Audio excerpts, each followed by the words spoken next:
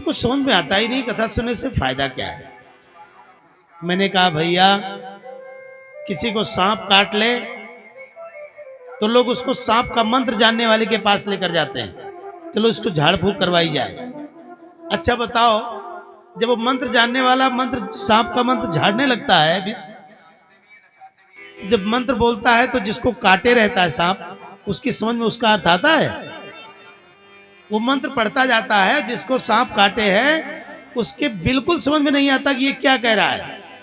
लेकिन आप सच्ची बात बताना, उसका विष उतर जाता है कि नहीं? उतर जाता है ना। यद्यपि उस झाड़ने वाले का मंत्र उस काटने वाले के दिमाग में बिल्कुल समझ में नहीं आता, लेकिन ये पूरी गारंटी है कि चाहे समझ में आवे चाहे न समझ में आवे, लेकिन विष उतर जाता है, पूरा जहर उतर जाता है। ठीक उसी प्रकार भगवान की कथा कहीं भी होती रहे, चाहे समझ में आवे चाहे न समझ में आवे, सुनने जाया करो। एक ऐसा मंत्र है कि कानों के मार्ग से हृदय तक अगर पहुंच गया भैया, तो जन्म जन्मांतर के कुविचारों के कुसंस्कारों के जो जहर पड़े पड़े हमारे जीवन में, सब के सब उतर जाएंगे अपने आप, ये गारंटी है। अब प्रश्न नहीं उठता कि सुने कैसे, तो सुनने के लिए विज्ञ जनों ने एक ही उपाय बताई है कि हमारा समर्पण जब तक नहीं होगा तब तक हम अपने जीवन में कभी भी किसी से कुछ नहीं प्राप्त कर सकते। इस संसार का प्रत्येक घटक हमसे समर्पण की उम्मीद करता है। जैसे आपके माता पिता अपने प्रति आपसे समर्पण की उम्मीद करते हैं, आपका पति आपसे अपने प्रति समर्पण की उम्मीद करता है, आपका परिवार आपसे अपने प्रति समर्पण की उम्मीद करता है, आपका सद्गुरु आपसे समर्पण की आशा करता है। ठीक उसी प्रकार परमात्मा भी आपसे समर्पण की आशा करता है। और जब तक उस प्रभु के प्रति, भगवान की कथा के प्रति हमारे मन में महनीय भाव नहीं है, समर्पण भाव नहीं है, तब तक कभी भी ये कथा हमारा कल्याण नहीं कर सकती। एक बार एक गाय को बड़ी जोर की प्यास, इस कथा को ध्यान से सुनिएगा। एक बार एक गाय को बड़ी जोर की प्यास लगी, गर्मी का समय, प्यास से तड़प रही थी। भागी भागी जैसे ही सरोवर की ओर गई, पानी पीने को जैसी झुकी, एक बाघ ने बड़ी जोर की दहाड़ लगाई। उस दहाड़ को सुनकर के बेचारी गाय भयभीत हो गई और प्राण रक्षा के लिए भागी। गाय भागने लगी और बाघ पीछा करने लगा। भागती भागती भागती भागती गाय अंत में एक ऐसे तालाब की ओर गई जिस तालाब में कीचड़ बहुत था, पानी बिल्कुल कम। वो तालाब कीचड़ के तालाब के ही रूप में प्रसिद्ध था। गाय भगी उस तालाब में कूद पड़ी, बाघ भी पीछे पीछे तालाब में कूद पड़ा। गाय जितनी आगे जाती, आगे बढ़ती जाती और फंसती जाती। बाघ भी उसका पीछा करते करते उसके पीछे पीछे बढ़ता जाता और फंसता जाता। अंत में ऐसी स्थिति आई महाराज कि थोड़ा सा हिस्सा बचा गाय का डूबने से, कंठ तक डूब गई गाय, बाघ भी कंठ तक डूब गया।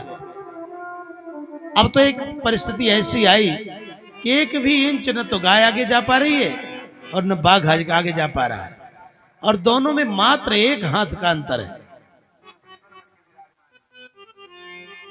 गाय ने पीछे देखा बाघ की ओर, बाघ से कहा, बाघ तुम्हारा कोई स्वामी है, तुम्हारा कोई मालिक है?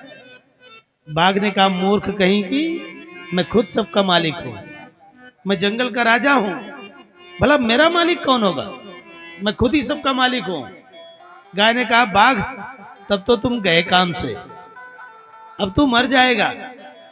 बाघ ने कहा, गाय फंसी तो तू भी है, तू भी तो मरेगी।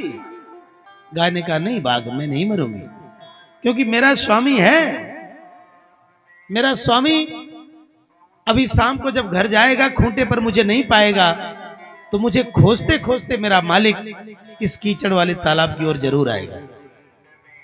क्योंकि सब जानते हैं कि प्रायः जानवर जो भी जाते हैं उसमें फंस जाते हैं, और मेरा स्वामी आएगा, मुझे उपाय करके किसी तरह से बचाएगा। और हुआ भी यही। थोड़ी देर बाद उस गाय का मालिक आया और उद्यम करके उस गाय को कीचड़ से निकाल करके जाने लगा।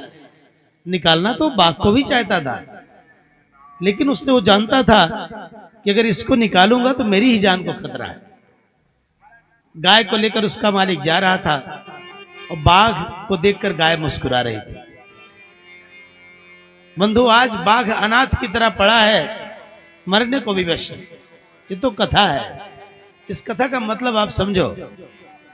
एक कीचड़ वाला तालाब, यही संसार है महाराज। और इसमें फंसने वाला जीव कौन है? अहंकारी मन। और गाय कौन है? गाय है हमारा समर्पित हृदय, जो अपने गुरु के प्रति, माता पिता के प्रति, अपने से बड़ों के प्रति समर्पित होते हैं। तो निश्चित रूप से चाहे कितना भी कीचड़ का सरोवर मिल जाए, हम कभी डूब नहीं सकते अगर हमारा समर्पण अपने बड़ों के चरणों में है। तो अपने बड़ों के प्रति हमारे मन में अगर आदर है तो हम कभी भी पतन की ओर नहीं जा सकते। और बाघ कौन है? बाघ है अहंकारी मन, जो अपने से बड़ा इस संसार में कभी किसी को मानता ही नहीं है। एको हम द्वितीयो नास्ति। और वो मालिक कौन है? मालिक है हमारा सदगुरु, हमारा ईश्वर, हमारा परमात्मा, हमारा इष्ट भगवान बेणी माधव, भगवती गंगा महारानी। यही हमारा इष्ट है, हमारा सदगुरु है।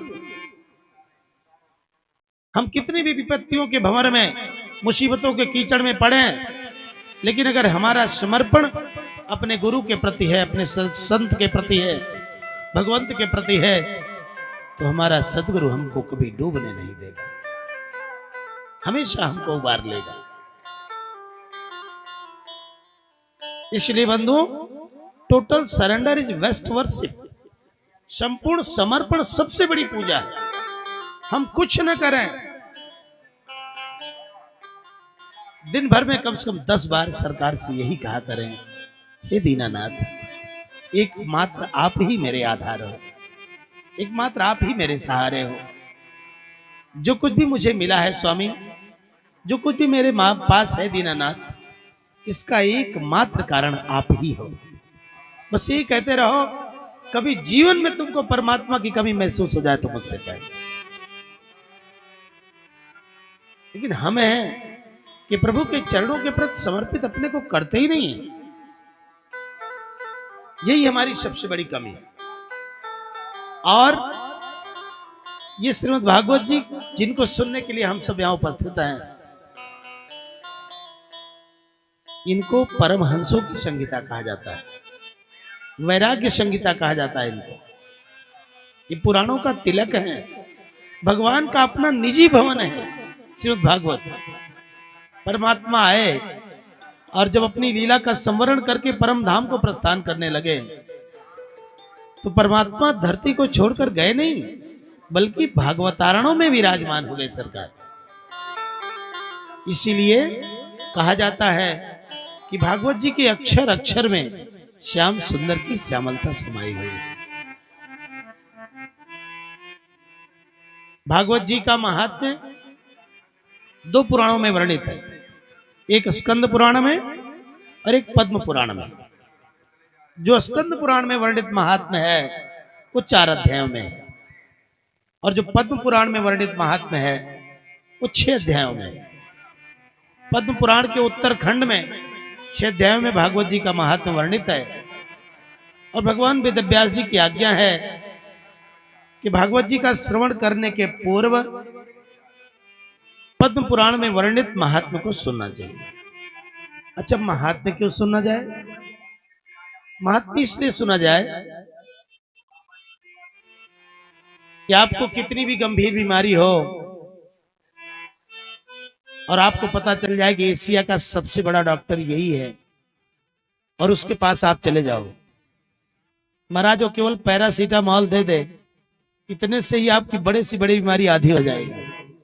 क्यों? क्योंकि उसकी दवा से ज्यादा आपकी श्रद्धा उसके प्रति बहुत है। आपने उसका नाम बहुत सुन रखा है, उसका महात्म्य बहुत सुन रखा है, इसलिए उसकी दी हुई कोई भी दवा अपना काम करेगी ही, उससे ज्यादा काम उसके प्रति आपकी श्रद्धा किया करती है। किसी भी ग्रंथ को, किसी भी संत को, किसी भी पंथ को,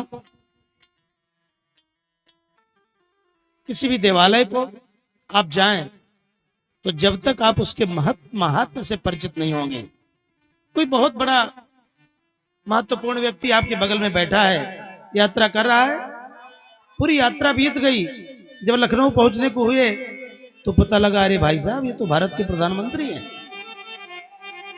अमुक देश के राष्ट्रपति हैं। तब आप क्या सोचोगे? तब आपकी इतनी श्रद्धा हो जाएगी, अरे भगवान रे बगल ही बैठे थे, बताओ इतने महान आदमी मैं जान ही नहीं पाया, ये अवसर क्यों चूक गया? क्योंकि आप बगल बैठे हुए व्यक्ति का महात्म्य नहीं जानते। ठीक उसी प्रकार ये हमारे घर में है, हम इनको सामान्य पुस्तक जानते हैं, सामान्य ग्रंथ जानते हैं, सामान्य पुराण जानते हैं, तब तक कोई फायदा नहीं होगा। लेकिन जिस दिन आप जानोगे कि इनको सुनने से कैसे कैसे तर गए, कितनों का कल्याण हो गया, कितनों की सदगति हो गई, इनका महात्म्य क्या है, जब इस बात को सुनोगे तब इनकी कथा आपका जीवन बदल देगी। जैसे आप तीर्थराज प्रयाग आए, माघ मेले में घूमे, गंगा स्नान किया, चले गए, घर पहुंचे, एक सज्जन ने कहा भैया कहां से आ रहे हो? आपने कहा भाई साहब प्रयागराज गए थे। अच्छा तो संगम स्नान किया? आपने कहा हाँ भाई गंगा में स्नान किया। उसने कहा भाई संगम में स्नान करना था। संगम में स्नान? भाई प्रयागराज दौड़ कर आए, संगम के बारे में पता ही नहीं आपको कि भगवती भागीरथी, भगवती यमुना महारानी का, यमुना जी का, सरस्वती जी का संगम होता है प्रयाग में। जिस स्थान पर आने के लिए लोग 1000 किलोमीटर दूर से आते हैं, आप महात्म्य जाने बिना इतनी दूर से आकर के भी लौट गए। किसी ने कहा भैया प्रयागराज गए थे तो लेटे हनुमान जी का दर्शन किया? हे भगवान, अक्षयवट का दर्शन किया? अब हाथ मल रहे हैं कि भैया इतनी दूर दौड़ करके गए, इतना खर्चा वर्चा हुआ, हमको तो पता ही नहीं था कि प्रयागराज में अक्षयवट महाराज जी भी हैं, नागवासुकी भगवान भी है, हम तो लौट आए। ये क्यों हुआ? इसीलिए हुआ कि किसी तीर्थ का सेवन करने से पहले, किसी मंदिर में जाने से पहले, किसी स्थान विशेष पर जाने से पहले उसके महात्म्य को हमें जानना चाहिए, तभी उस स्थान के प्रति, उस देवालय के प्रति हमारा समर्पण होगा। जब तक उस व्यक्ति की, उस स्थान की महनीयता से आप अपरिचित रहोगे, तब तक कभी भी उस स्थान तक जाने का लाभ आपको नहीं मिलने वाला। ठीक उसी प्रकार अन्य पुराणों की तरह भागवत जी को भी एक पुराण मान करके पढ़ लोगे, सुन लोगे तो आई गई बात हो गई। लेकिन यदि इनके महात्म्य को सुनोगे, इन्होंने कितने को तार दिया, तो निश्चित रूप से हम भी तर जाएंगे।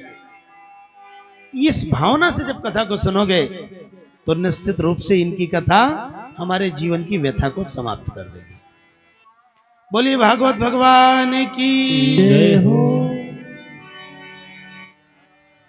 आइए पद्म पुराण के अंतर्गत उत्तराखंड में जो वर्णित महात्म्य है उसे सुनते हैं। सबसे पहले भगवान वेद व्यास जी ने भगवान श्री कृष्ण जी को प्रणाम किया। अच्छा ये प्रणाम है क्या? बंधुओं, प्रणाम परिणाम बदल देता है। जब तक हम अपनी पीढ़ियों में प्रणाम से जुड़े रहे, हमारे जीवन में हमेशा सद परिणाम आते रहे। आज हमारी पीढ़ी, हमारी संस्कृति के लोग प्रणाम से दूर होते गए। अब हम प्रणाम नहीं करते। अब बच्चों की गर्दन पकड़ करके झुकाना पड़ता है बड़ों के चरणों में, प्रणाम करो प्रणाम करो प्रणाम करो, तब कहीं कोई प्रणाम करता है। अब पहले साष्टांग प्रणाम, दंडोत प्रणाम, कैसे कैसे प्रणाम हुआ करते थे। प्रणाम परिणाम बदल देता है। प्रणाम के ही कारण पांडव अमर हो गए। प्रणाम करके ही कारण ऋषि मार्कंडेय अमर हो गए। प्रणाम से तरने वालों का पूरा बहुत लंबा इतिहास है। आपका कितना भी किसी से बैर रहा हो, आप एक बात मत छोड़ना बाबूजी, कभी प्रणाम करना मत छोड़ना। घर में महिलाएं, आप लोग, हम लोग एक दूसरे से प्रणाम करना न छोड़ें। जीवन में कभी भी कटुता आ जाए तो मुझसे कहिएगा। बहुत क्रोध लगा है, बड़ी कहा सुनी हो गई पड़ोसी से, अगले दिन जैसे ही मिले बाबूजी प्रणाम, एक बार नहीं बोला, फिर अगले दिन मिले बाबूजी प्रणाम, तीसरे दिन महाराज जो खुद है आपको प्रणाम करने लगेगा। सारा गुस्सा उसका भाग जाएगा, क्योंकि प्रणाम में परिणाम बदलने की शक्ति हुआ करती है। इसलिए बाबूजी मैं हाथ जोड़ूं आपसे, कितना भी बैर हो किसी से, चाहे दूसरी तरफ मुंह करके ही प्रणाम कर लेना, लेकिन प्रणाम करना मत छोड़ना। कथा सुनना सार्थक हो जाएगा। एक बात ही अपना लेना बस। अच्छा, प्रणाम अगर इतना महत्वपूर्ण न होता तो जैसे ही विद्यालय खुलता है पहला काम क्या होता है? प्रार्थना। कोई भी ग्रंथ देखो, सबसे पहले कवि हो चाहे लेखक हो, पहले क्या लिखता है? मंगलाचरण लिखता है, सद्भावना लिखता है, शुभकामना संदेश लिखे जाते हैं। क्यों? बड़े से बड़ा ग्रंथ आप उठाकर देख लो, पहले मंगलाचरण होता है। बड़े से बड़ा कथाकार हो, अपना वक्तव्य प्रारंभ करने के पूर्व पहले मंगलाचरण करता है। क्योंकि हम माने भले ना, सत्य यही है कि परिणाम हमारे जीवन के परिणाम बदलने के लिए बहुत अवश्यम भावी। इसलिए प्रणाम करना मत छोड़ना। आइए हम सब भी बड़ी श्रद्धा के साथ कमर सीधी करके बैठे हैं, और जो जगत नियंता है, जगन्नाथ हैं, जो सबके परम पिता हैं, प्रभु हैं, हम सबके जन्मदाता हैं, उन प्रभु को बड़े श्रद्धा से प्रणाम करें। सच्चिदानंद रूपाय विश्वोत्पत्त्यादि हेतवे तापत्रय विनाशाय श्री कृष्णाय वयं नमः। श्री कृष्णाय वयं नमः। सच्चिदानंद रूपाय, ये मंत्र बड़ा विलक्षण है। इसमें परमात्मा के स्वरूप, परमात्मा के ऐश्वर्य और परमात्मा को जानने के लाभ का एक साथ 3 बातों का वर्णन भगवान वेदव्यास जी ने एक मंत्र में किया है। मेरे परमात्मा का स्वरूप कैसा है? सच्चिदानंद, सतघन, चितघन, आनंद घन। मेरे प्रभु सत्य स्वरूप हैं, और आप विश्वास करो कि आप भी सत्य स्वरूप ही हो। जितना झूठ प्रपंच छल है यहीं का लिया हुआ है। जब आप आए थे ना, एकदम निर्मल थे, एकदम सत्य स्वरूप थे। रच मात्र भी असत्य आपको छू भी नहीं गया है। लेकिन ये जो जितना असत्य है, जितना झूठ है, सब यहीं का लिया हुआ है। सतघन। अब सत्य स्वरूप हम कैसे हैं? सत्य स्वरूप इसलिए है कि मेरे भगवान सत्य स्वरूप है। और बाबूजी, जितना ताप जलाने की जितनी शक्ति आग के इतने बड़े अंगारे में होती है, उतनी ही शक्ति इतनी बड़ी चिंगारी में भी होती है कि नहीं? विज्ञान पढ़ने वाले जानते होंगे कि सागर के पूरे जल का जो केमिकल कंपोजिशन है, आप टेस्ट करवा कर देख लो लैब में, उसकी एक बूंद का भी केमिकल कंपोजिशन सेम ही होगा। ठीक उसी प्रकार ममई वांसो जीवलोके जीवभूता सनातना, भगवान ने कहा है ममई वंशा, मेरा ही अंश है ये जीव। और इस संसार में जो जीव बनकर के विचरण कर रहा है, इससे मेरा जन्म जन्मांतर का नाता है। जीवभूता सनातना, ये मेरा सनातन संबंधी है। 1-2 दिन का इससे मेरा नाता नहीं है, ये मेरा सनातनी संबंधी है। जन्म जन्मांतर से इससे मैं जुड़ा हूं, और ये मुझसे जुड़ा है। सत्य स्वरूप ही आप भी हो, भगवान ही नहीं, हम आप भी सत्य स्वरूप ही। भगवान ने हमको आपको एकदम अपने जैसा बनाया है। रंच मात्र भी कोई कमी नहीं छोड़ी सरकार ने। अच्छा बताओ, जो आदमी दिन रात झूठ ही बोलता हो, केवल झूठ बोलता हो, वो भी बड़े गर्व से कहता है देखो भाई झूठ बोलना बड़ी गंदी बात है, कुछ भी हो जाए भाई झूठ नहीं बोलना चाहिए, जबकि वो दिन भर झूठ बोलता है, लेकिन उसका चेतन मन ही बताता है उसको कि झूठ बोलना गंदी बात है। देखो जान नहीं रहा है कि मैं भी झूठ बोल रहा हूं दिन भर, लेकिन सत्य तो कही जाता है। आपका कितना भी प्रबल शत्रु हो, लेकिन उसमें एक ही गुण अगर यही है कि वो सत्यवादी है। यदि वो सत्यवादी है तो आपके सामने उसकी कोई बुराई करने लगे तो आप कह उठोगे कि देखो भाई, और चाहे जो बात हो, लेकिन वो सत्य झूठ नहीं बोल सकते, वो बड़े सत्यवादी हैं। कोई भी सत्य बोलता होगा तो आपको बहुत प्रिय होगा, वो बहुत अच्छा लगता होगा वो, क्योंकि आप सत्य स्वरूप हो, और सत्य जहां भी होगा वो आपको अच्छा लगेगा। दुनिया के सारे दृश्य आप देख डालो, लेकिन मंदिर में बैठे हुए भगवान हमको अनायास ही अच्छे लगने लगते हैं। क्यों? क्योंकि वो सत्य स्वरूप हैं, और सत्य स्वरूप में मेरे अंदर भी विराजमान है, तो अपना ही प्रतिबिंब देख करके कोई हर्षित नहीं होगा, इसीलिए अच्छा लगता है। देवालय का विग्रह परमात्मा चिद स्वरूप है, ज्ञान स्वरूप है। ज्ञान की बातें आपको जितनी अच्छी लगती हैं, संसार के छल प्रपंच आपको कभी अच्छे नहीं लगेंगे। आप किसी की बुराई करो या किसी की बुराई सुनो, थोड़ी देर में आप ऊब जाओगे, लेकिन भगवान की चर्चा करो या भगवान की चर्चा सुनो, सुनने से और करने से कभी आपका मन भरेगा ही नहीं, क्योंकि आप अज्ञानी बने हो, जबकि ज्ञानी तो बने बनाए आए हो। आप ज्ञानी शाश्वत रूप से हो, अज्ञान तो यहीं से लिया आपने। और मेरे सरकार आनंद स्वरूप है। दुनिया में किसी से कहो कि आपको मिठाई चाहिए, वो इनकार कर देगा, नहीं भाई, जरूरी नहीं कि हर किसी को मिठाई अच्छी लगती हो। किसी को तीखा अच्छा लगता है, किसी को खट्टा अच्छा लगता है, लेकिन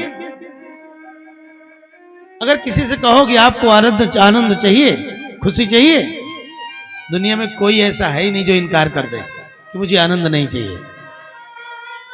क्यों? क्योंकि आनंद उसका अपना स्वरूप है, और अपने स्वरूप में स्थित होना हर किसी को अच्छा लगता है। मेरे सरकार भी आनंद स्वरूप है। जैसे माचिस की हिम्मत नहीं कि लकड़ी को जला दे, आग पहले से विराजमान है लकड़ी में, इसलिए माचिस का संपर्क होते ही वो जल जाती है।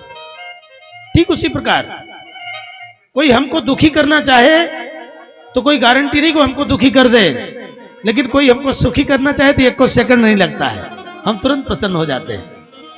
कोई हमको अभी अच्छी बात बताना चाहे, हमको हंसाना चाहे, एक सेकंड में हम हंस लेते हैं। और कोई कितना भी हमको दुखी करना चाहे तो एक बार तो बड़ा मुश्किल है कि हम दुखी हो जाएं इतनी आसानी से, लेकिन खुशी होने में हमको बिल्कुल देर नहीं लगती। किसी से आपका बैर हो, आप 1 घंटे 2 घंटे 1 महीने 2 महीने 4 महीने इतना मुंह फुलाए रह सकते हो, बोलचाल बंद रख सकते हो, लेकिन इतने दिनों में भी कम से कम 10 बार आपका मन कहेगा कि भाई ये ठीक नहीं है, मुंह फुलाए घूमते रहना, घर में ही रहना है, अब बिना बोलचाल की अच्छी बात नहीं। क्यों? क्योंकि आपने ये बनावटी रूप बनाया है गुस्सा होने का, बैर करने का। बाकी तो आपका मूल स्वभाव प्रेम करना है। प्रेम करके किसी के साथ आप 10 साल जी सकते हो, और बैर करके किसी के साथ आप 10 महीने भी नहीं जी सकते। 10 महीने में आपका मन 10 दिन कहेगा कि चलो यार तुम ही बोल दो भाई, चलो यार प्रेम से मिलकर रहते, कहेगा कि नहीं बाबूजी? निश्चित रूप से कहेगा। क्यों?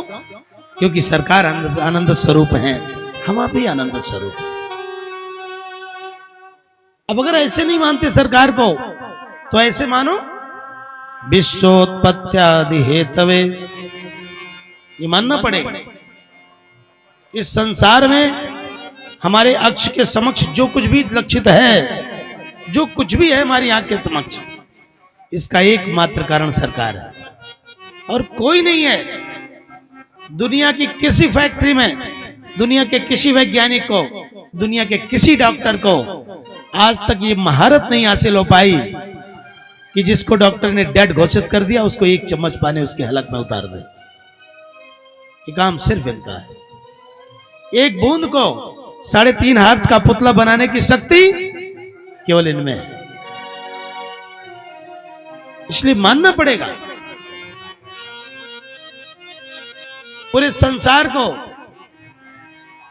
दिन में प्रकाश देना, रात्रि में चंद्रमा के माध्यम से प्रकाश देना कौन कर सकता है? यही कर सकते हैं। विश्वोत्पत्त्यादि हेतवे, इतने ऐश्वर्यवान हैं कि इनकी भ्रिकुटी विलास सृष्टि लय हुई। हमारे जीवन में जो कुछ भी है मान लोगे तो फायदे में रहोगे। हमारे आपके जीवन में जो कुछ भी है इनके सिवा, इनके अलावा कुछ भी नहीं है। सब यही है। यही कर्ता भी है, यही कृत्य भी है, यही कर्म भी है।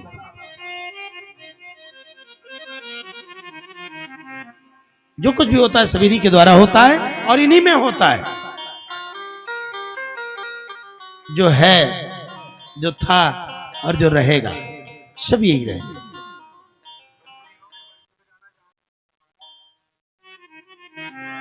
संतों ने कहा महाराज अगर इनको जान लिया, ये मान लिया कि सब कुछ यही है, तो इसका फायदा क्या होगा?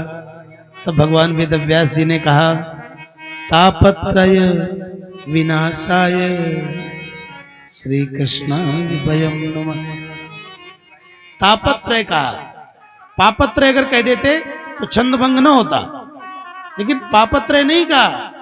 3 प्रकार के पाप होते हैं तो 3 प्रकार के ताप भी होते हैं, आधिदैविक, आधिभौतिक और आध्यात्मिक। 3 प्रकार के पाप होते हैं तो 3 प्रकार के इन पापों का ताप भी होता है। ताप कहते हैं, पाप के फल को ताप कहते हैं। भागवत जी की आज्ञा है, भगवान वेदव्यास जी का आदेश है कि आपने जीवन में चाहे जितने पाप कर लिए हों, जाने अनजाने में जो भी पाप आप कर चुके, कोई बात नहीं, आप भागवत जी की कथा जब सुन लेते हैं तो पाप का जो फल है ताप, तापत्रय विनाशाय, तीनों तापों का विनाश करने की शक्ति केवल भागवत जी की कथा में है। आपने भले ही पाप कर लिए हों, लेकिन अगर आपने भागवत जी की कथा सुन ली तो कभी भी उन पापों का फल आपको भोगना नहीं पड़ेगा। तीनों तापों के विनाश के लिए श्री कृष्णाय वयं नमः। भगवान श्री कृष्णचंद्र जी के चरणों में हम सब बारंबार प्रणाम करते हैं। इसलिए बंधुओं, मैं प्रतिदिन आपसे कुछ न कुछ विशेष निवेदन करूंगा। आज की तारीख का पहला निवेदन आपसे यह है कि अपने जीवन से कभी भी प्रणाम मत जाने देना। अगर सामने वाला भले ही छोटा है, वो आपको प्रणाम न करे तो आप ही प्रणाम कर लेना है। प्रणाम एक बहाना है बुलाने का, रूठे को मनाने का, अपनों को गले लगाने का एक बहाना है। इसको कभी छोड़ना मत। कभी घाटे में हो जाओ तो मुझसे कहना आकर, हमेशा फायदे में रहोगे। प्रणाम जरूर करते रहना। भगवती गंगा की गोद में मेरा आग्रह है आपसे, इसको जरूर मानिए। जो भी आपसे बड़े हैं, अगर आपका प्रणाम दुआ बंदगी बंद हो गया हो तो कल ही कर लेना बाबूजी, क्योंकि जीवन और मृत्यु में बस एक सांस का अंतर है बाबूजी, एक सांस का अंतर है। अभी हैं, अभी नहीं है, इतना ही बड़ा जीवन है। ये तो हमारा मानना है, सत्य नहीं है कि हम भी 50 साल जिएंगे। नहीं बाबूजी, एक सांस की उम्र हर किसी की होती है, इससे ज्यादा कोई नहीं जीता संसार में। ये सांस जब तक इनकी कृपा है तब तक चल रही है। जिस दिन स्विच ऑफ कर दिया इन्होंने, कुछ नहीं होगा। इसलिए बाबूजी, बैर करके जीने से अच्छा है किसी रूठे को मनाया जाए, किसी बिछड़े को गले लगाया जाए और हंसते बोलते जीवन जिया जाए। आज नैमिषारण्य तीर्थ में 88,000 महात्मा एकत्रित हैं, जिनकी आयु हजार वर्ष की है और आयु में बहुत कम है श्री सूत जी महाराज। उनको बैठाया है व्यासपीठ पर। जैसे आप सब नीचे बैठे हैं और मुझ अज्ञानी को आपने यहां बैठाया, व्यासपीठ पर बैठाया, और वे सभी ऋषि मुनि महात्मा पहली मीटिंग में यज्ञ करते और दूसरी मीटिंग में अवकाश के बाद पुराणों की, वेदों की कथाओं को सुनते थे। और व्यासपीठ पर कथा श्रवण करने के लिए परम पौराणिक श्री सूत जी महाराज को पधराया, और श्री सूत जी महाराज के समक्ष प्रधान श्रोता बन करके श्री सौनक जी महाराज विराजमान हैं। जैसे हमारे भी परीक्षित बड़े सौभाग्यशाली हैं, सामान्य साधक नहीं है डॉक्टर आदरणीय त्रिवेणी सिंह जी। इनके जीवन की विशेषताएं बहुत हैं, इनके व्यक्तित्व से जो परिचित हैं वो इनको कभी भूल नहीं सकते। ऐसे हमारे यजमान के लिए जोरदार ताली बजाइए सब लोग एक बार। कुल वृंदावन बिहारी लाल की जय हो। परम पौराणिक श्री सूत जी के समक्ष मुख्य यजमान के रूप में विराजमान हैं भागवत कथा रस रसिक श्री सौनक जी महाराज, जो पुराणों के, शास्त्रों के अध्येता हैं, ज्ञाता हैं। लेकिन देखो, ये कथा बताती है, भागवत जी की कथा बताती है कि जब तक वक्ता के प्रति आपके चरणों में, आपकी दृष्टि में महनीय दृष्टि नहीं है, महनीय भाव नहीं है, तब तक कभी भी वक्ता की कही बात आपके जीवन का कल्याण नहीं कर सकती। और जब वक्ता के प्रति आपके मन में महनीय भाव है, आदरणीय भाव है, तब उसकी कही गई प्रत्येक बात भगवान की बात सिद्ध हो जाएगी आपके लिए, आपका जीवन बदल जाएगा। और यहां देखो, श्री सूत जी महाराज आयु में, अनुभव में बहुत छोटे हैं, लेकिन सौनक जी महाराज के हृदय की विशालता देखो, कितना समर्पण है वक्ता के प्रति। श्री सौनक जी महाराज के हृदय में कैसे कह रहे हैं अपनी बात। अज्ञान ध्वांत विध्वंस कोटि सूर्य समप्रभ सूताख्या ही कथा सारम मम कर्ण रसायनम। अज्ञान ध्वांत विध्वंस, बंधुओं, इस संसार में सबसे कठिन काम है अपने को अज्ञानी समझना। जो अंगूठा छाप हो वो भी अपने को अज्ञानी नहीं कहता महाराज, वो भी समझता है कि हम बहुत ज्ञाता हैं। और श्री सौनक जी महाराज की वाणी में श्रोता वक्ता के प्रति कितना समर्पण है। कहते भगवान, हम अज्ञानी हैं और हमारे इस अज्ञान को मिटाने में आपके ज्ञान की प्रभाव पूर्णतया सक्षम है। क्योंकि सरकार, इस संसार के अंधकार को तो सूर्य देवता मिटा सकते हैं, लेकिन हृदय के अंधकार को मिटाने में सूर्य नारायण भी सक्षम नहीं है। हृदय के अंधकार को मिटाने के लिए तो केवल और केवल गुरुदेव भगवान की वाणी ही सक्षम है। हे भगवान, अज्ञान ध्वांत विध्वंस, हमारे अज्ञान के आत्यंतिक विध्वंस के लिए आपके ज्ञान की प्रभा कोटि सूर्य समप्रभ, आपके ज्ञान का प्रकाश करोड़ों सूर्य के प्रकाश के समान है। और हे दीनानाथ, मुझे पूरा विश्वास है कि आपके श्रीमुख से निकली हुई अमृतमय वाणी से मेरे अज्ञान का अंधकार पूर्णतया नष्ट हो जाएगा। इसलिए सूताख्या ही कथा सारम, भगवान शास्त्र बहुत हैं, पुराण बहुत है और उम्र बहुत कम है। जितनी उम्र मिली है आधी तो सोने में बीत जाती है, और कितने इसे महाराज 3 हिस्सा सोने में बिता देते हैं। वो दिनों में सोते हैं, रातों में सोते हैं, उनका क्या। इसलिए सरकार, उम्र बहुत छोटी है और शास्त्र बहुत हैं। सारे शास्त्रों को पढ़ पाना, समझ पाना संभव नहीं है इतनी अवस्था में। इसलिए हे दीनानाथ, सूता क्या ही कथा सारम, जो सार स्वरूप हो, जो हमारे लिए एकदम नवनीत के समान हो, वो मुझे बताने की कृपा करें। और वो कथा कैसी हो? मम कर्ण रसायनम, मेरे कानों के लिए रसायन के समान हो। अब आप विचार करो, रसायन और औषधि में अंतर है। औषधि तब ली जाती है जब बीमारी हो जाती है, और रसायन तब लिया जाता है जब बीमारी होने की का अवसर ही ना आने पावे। जो चतुर है वो जो कल करना है वो आज कर लेता है, और जो मूर्ख है वो एकदम घड़ी नजदीक आ गई तब भी नहीं जागता है। अर्थात भागवत जी की कथा रसायन के समान है। इसको अगर आपने इस रसायन को कानों के माध्यम से हृदय तक पहुंचा दिया तो कभी भी आने वाला काल आपका बाल बांका नहीं कर सकता है। जो चतुर हैं वो परमात्मा की कथा रूपी रसायन को हमेशा लिया करते हैं। इन कानों के दोनों से परमात्मा की कथा का रसायन पान करते रहो, काल तुम्हारा बाल बांका नहीं कर सकता है।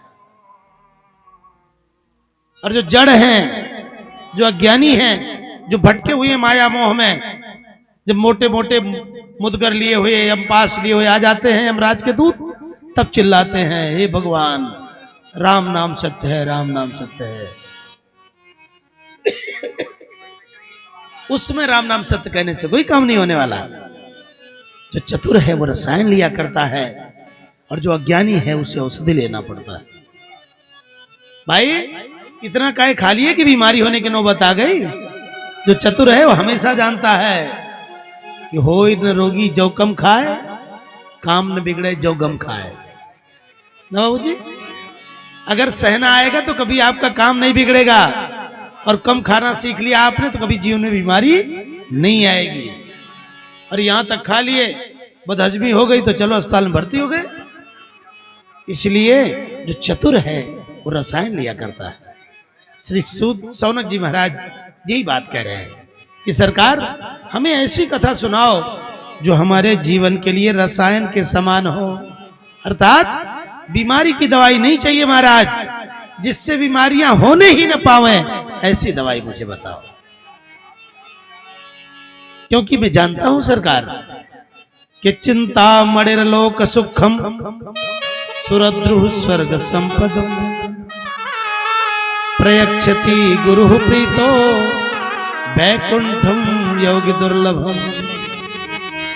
किसी को संसार में चिंतामणि मिल जाए तो चिंतामणि का फल यह है कि उसके सानिध्य में जो भी चिंतन करोगे वो सब संसार की संपदा आपको मिल जाएगी। और अगर किसी को कल्पवृक्ष मिल जाए तो कल्पवृक्ष का ये प्रताप है भगवान कि उसके सानिध्य में बैठकर जो भी कल्पना करोगे स्वर्ग की सारी संपदा आपको मिल जाएगी। लेकिन हे भगवान, प्रयक्षति गुरु प्रीतो वैकुंठम योगी दुर्लभम। लेकिन प्रभु चिंतामणि और कल्पवृक्ष में भी वह प्रताप नहीं है कि भगवान श्री हरि के श्री चरणों का साक्षात्कार करा दें। हे गुरुदेव, ये तो केवल और केवल आपकी कृपा की प्राप्ति से ही संभव है। इसलिए हे भगवान, आप मुझे अपने ज्ञान के प्रकाश से अनुप्राणित करें। जब इतनी महनीय दृष्टि देखी श्री सूत जी महाराज ने अपने प्रति श्रोता के मन में, तब तो प्रसन्न हो गए श्री सूत जी महाराज, और उन्होंने कहा हे सौनक जी, सावधानतया श्रणु, सावधान होकर मेरी बात सुनना, क्योंकि अगर आप चूक गए तो फिर बड़ा अवसर चूक जाएगा। इसलिए सावधानी से सुनना। अगर मेरे प्रति इतने माननीय भाव है तुम्हारे, तो मैं तुम्हें इस संसार की जो सबसे बड़ी बीमारी है, जो लाइलाज बीमारी है, मैं उसी की दवा बताए देता हूं। काल ब्याल मुखग्रास त्रास निर्णास हेतवे श्रीमद्भागवतम शास्त्रम कलौ कीरेण भाषितम। बड़े ध्यान से सुनना सौनक जी। काल ब्याल मुखग्रास त्रास निर्णाश हेतवे। इस संसार की जो सबसे बड़ी बीमारी है वो क्या है? मृत्यु। इस संसार में बाबूजी मरना कोई नहीं चाहता, कोई नहीं मरना चाहता। जिसको भगवान ने दोनों नेत्र न दियो, कानों में सुनने की शक्ति नहीं है, दोनों हाथ भी नहीं है, पैर भी नहीं है। अगर उससे भी कहो तो भैया इस नरक भोगने से क्या फायदा, इससे तो अच्छा है मर जाओ। महाराज वो भी नहीं मरना चाहता। जीवन इतना प्रिय है कि वो भी नहीं मरना चाहेगा। इसीलिए श्री सूत जी महाराज कहते हैं सौनक जी, मृत्यु से हर किसी को भय लगता है, और मैं आपको ऐसी दवाई बताता हूं जिसका पान करने से मृत्यु कभी भी तुमको आएगी नहीं। मृत्यु कभी भी तुम्हारा बाल बांका कर ही नहीं सकती है। मृत्यु का भय ही समाप्त हो जाएगा। मृत्यु नहीं समाप्त होगी। इस चक्कर में मत रहना कि पंडित जी ने तो बड़ी अच्छी बात बताई है कि मरना ही नहीं पड़ेगा। मरना तो भैया इस संसार में सबको पड़ेगा, लेकिन भय दो प्रकार का होता है। भय तो ज्ञानी को भी होता है और अज्ञानी को भी होता है। अज्ञानी मरने से डरता है और ज्ञानी जन्म लेने से डरता है। जो ज्ञानी है वो भी भयभीत है और जो अज्ञानी है वो भी भयभीत है। भय तो दोनों को है। ज्ञानी चाहता है कि हे सरकार ऐसे कृपा कर दो कि इस जन्म मरण के चक्कर से मुक्ति मिल जाए, अब न पैदा होने पड़े तो अच्छा है। और अज्ञानी कहता है हे भगवान कुछ भी हो जाए लेकिन सरकार में कभी मरूं नहीं। अज्ञानी इसी बात की दुआ मांगता रहता है, जबकि उसे पता है कि संसार में कोई नहीं बचा, सब चले गए। बलि विक्रम वेणु दधीचि गए और पारथ के जिम भारत जाना, गे दुर्योधन जंग जुरे जिम 64 कोटि में छत रहता ना। बाली गए बलि रूप गए जिनकी कखरी 10 कंठ समाना। धरा का प्रमाण यही तुलसी, जो फरा सो जरा जो बरा सो बताना। मरना तो हर किसी को है।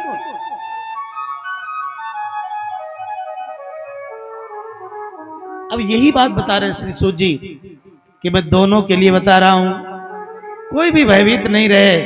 अगर श्रीमद् भागवता शास्त्रम कलौ कीरेण भाषितम, कलयुग के दोषग्रस्त प्राणियों के कल्याण के लिए जिस अमृत रूपी श्रीमद् भागवत जी की कथा का वाचन स्वामी श्री सुखदेव जी ने किया है, हे सौनक जी उसी श्रीमद् भागवत जी की कथा का श्रवण करो और सारे संसार का भय समाप्त हो जाने वाला है। जब इतनी अच्छी बात बताई तब श्री सूत जी महाराज को एक स्मरण, एक प्रसंग याद आया। उन्होंने कहा सौनक जी ध्यान से सुनो, ये श्रीमद् भागवत जी की कथा जिसको सुनने की बात मैं कर रहा हूं, ये कितनी महत्वपूर्ण है। एक बार जब महाराज परीक्षित जी को श्राप लगा 7 दिन में मरने का, तो श्री सुख ताल में जाकर के विराजमान हो गए महाराज परीक्षित, और श्री स्वामी श्री सुखदेव जी महाराज कथा सुनाने के लिए जैसे ही पधारे और ये खबर देवलोक तक पहुंची कि सुखताल में स्वामी सुखदेव जी महाराज कथा सुनाने जा रहे हैं परीक्षित जी को। सुधा कुंभम गृहीत्वैव देवास्तत्र समागमन, अमृत का कलश लेकर के देवता भागे भागे भागे भागे आए और स्वामी श्री सुखदेव जी के चरणों में अमृत का कलश रख दिया। बोले भगवान, जैसे ही मैंने सुना कि महाराज परीक्षित जी को 7 दिन में मरने का संकट उपस्थित हुआ है, मैं भागा भागा आया, मुझसे रहा नहीं गया। सरकार मैं ये अमृत लेकर आया हूं, इसे आप परीक्षित को पिला दो, उनको मरने का संकट टल जाए। और हे सरकार, ये जो भागवतामृत पिलाने जा रहे हैं आप परीक्षित को, इसे आप मुझे पान करा दो। अब आप विचार करो कि भागवत जी की कथा कितनी दुर्लभ है कि उस परम दुर्लभ अमृत को बदले में देवता कह रहे कि इस अमृत को ले लो महाराज, लेकिन भागवतामृत मुझे पान करा दो। और आप सब कितने बड़भागी हैं कि भगवती भागीरथी की गोद में बैठ करके उसी देव दुर्लभ श्रीमद् भागवत कथा को सुनने का सौभाग्य आप सबको मिला है। मैं श्री त्रिवेणी सिंह जी के पूर्वजों के, इनके माता पिता की, इनकी दिवंगत समस्त पूर्वजों की आत्माओं के सौभाग्य की आज बार बार प्रशंसा करता हूं। कितने बड़भागी थे वो, इनके मन में परमात्मा ने यह संकल्प दिया कि भागवत भी हम सुनेंगे तो भगवती भागीरथी की गोद में बैठ करके। जिस घाट पर बैठने को लोग तरसते हैं, उस घाट पर बैठ करके भगवान की कथा सुनेंगे। ये सोचना बड़ी बात है। एक सत्यनारायण व्रत की कथा करो घर पर तो दिन भर पूरा घर हलाकान रहता है। और भागवत जी की कथा के लिए कितने इंतजाम जुटाने पड़ते हैं, और वो सब करने का साहस यहां करना, ये तो भैया तभी संभव है जब जन्म जन्मांतर के पुण्य पूंजीभूत होते हैं या पितरों की कृपा प्रबल होती है, तब ये सौभाग्य मिलता है।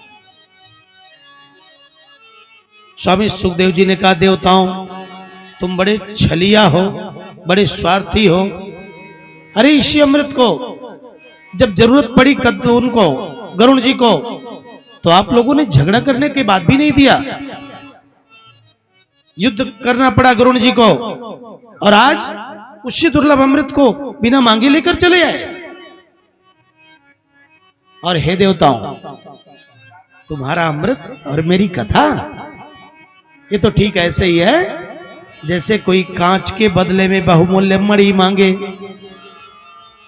क्व सुधा क्व कथा लोके क्व काच क्व मणिर्महा। अरे कहां ये कथा, कहां तुम्हारा अमृत, कहां कांच का टुकड़ा, और कहां ये बहुमूल्य मणि। हे देवताओं, हमारी कथा और तुम्हारे अमृत में कोई तुलना ही नहीं है, कोई बराबरी भी नहीं है, और तुम छलिया बन के आए हो, कांच के बदले में कीमती मणि मांग रहे हो। अरे हे देवताओं, तुम्हारा ये अमृत कांच का टुकड़ा है और मेरा भागवत बहुमूल्य मणि है, क्योंकि तुम्हारा भागवत, तुम्हारा अमृत पक्षपाती है और मेरी कथा निष्पक्ष है। जब व्यक्ति जन्म जन्मांतर तक पुण्य करता है तो परम पुण्य के प्रताप से वो स्वर्ग को जाएगा, और जब कहीं स्वर्ग मिलेगा उसको तब अमृत पान करने को पाएगा। और मेरी कथा में न तो कोई योग्यता पूछी जाती है, न कोई डिग्री की जरूरत है, न कोई जाति पात की जरूरत है, न कोई कुल खानदान पूछता है। कोई योग्यता नहीं, कोई भेदभाव नहीं, कोई पक्षपात नहीं।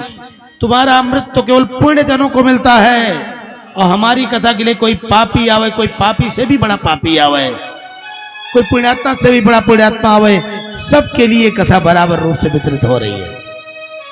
हर कोई पान करे, हर कोई अपना कल्याण करे। इसलिए तुम्हारी कथा, तुम्हारा अमृत पक्षपाती है और मेरी कथा निष्पक्ष। और हे देवताओं, तुम्हारी कथा, तुम्हारा अमृत जीव को दीर्घजीवी बनाता है, और हमारी कथा जीव को दिव्यजीवी बनाती है। दीर्घजीवी भले ही कोई हो जाए, अमृत पीकर अमर हो जाए, लेकिन बूढ़ा तो होगा, बूढ़ा तो होना पड़ेगा। शरीर का जो गुणधर्म है वो तो व्यापेगा ही, भले नहीं मरेगा।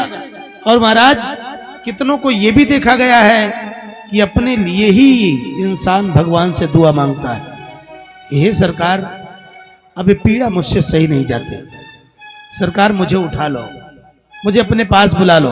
कहता है कि नहीं बाबू? दीर्घजीवी होना अपनी संस्कृति में बड़ी बात नहीं मानी गई है, बड़ी बात होती है दिव्य जीवी होना। 25 साल का भगत सिंह फांसी के फंदे को चूमता है तो हर मां इस बात को कह उठती है कि काश भगवान मुझे भी इतना वीर लाल देता। भारत का वो सपूत, वो सन्यासी जब शिकागो की सभा में खड़ा हुआ तो पूरा संसार मौन था भारत के सपूत को सुन करके। ये जीवन है। मात्र 39 साल की अवस्था में विवेकानंद अमर हो गए।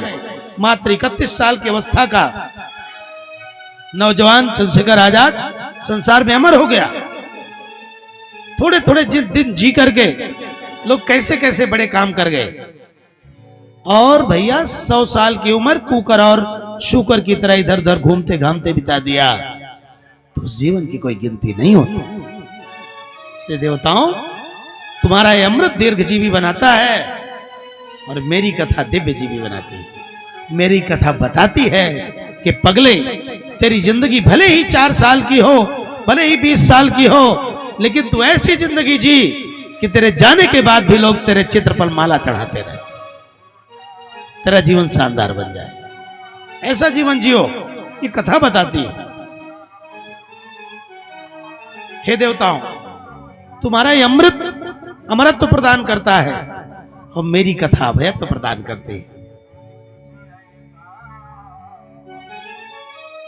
तुम्हारा अमृत पीने के बाद कोई मरेगा नहीं ना, मरने का झंझट समाप्त हो जाएगा, लेकिन बीमारी होगी, बुढ़ापा आएगा,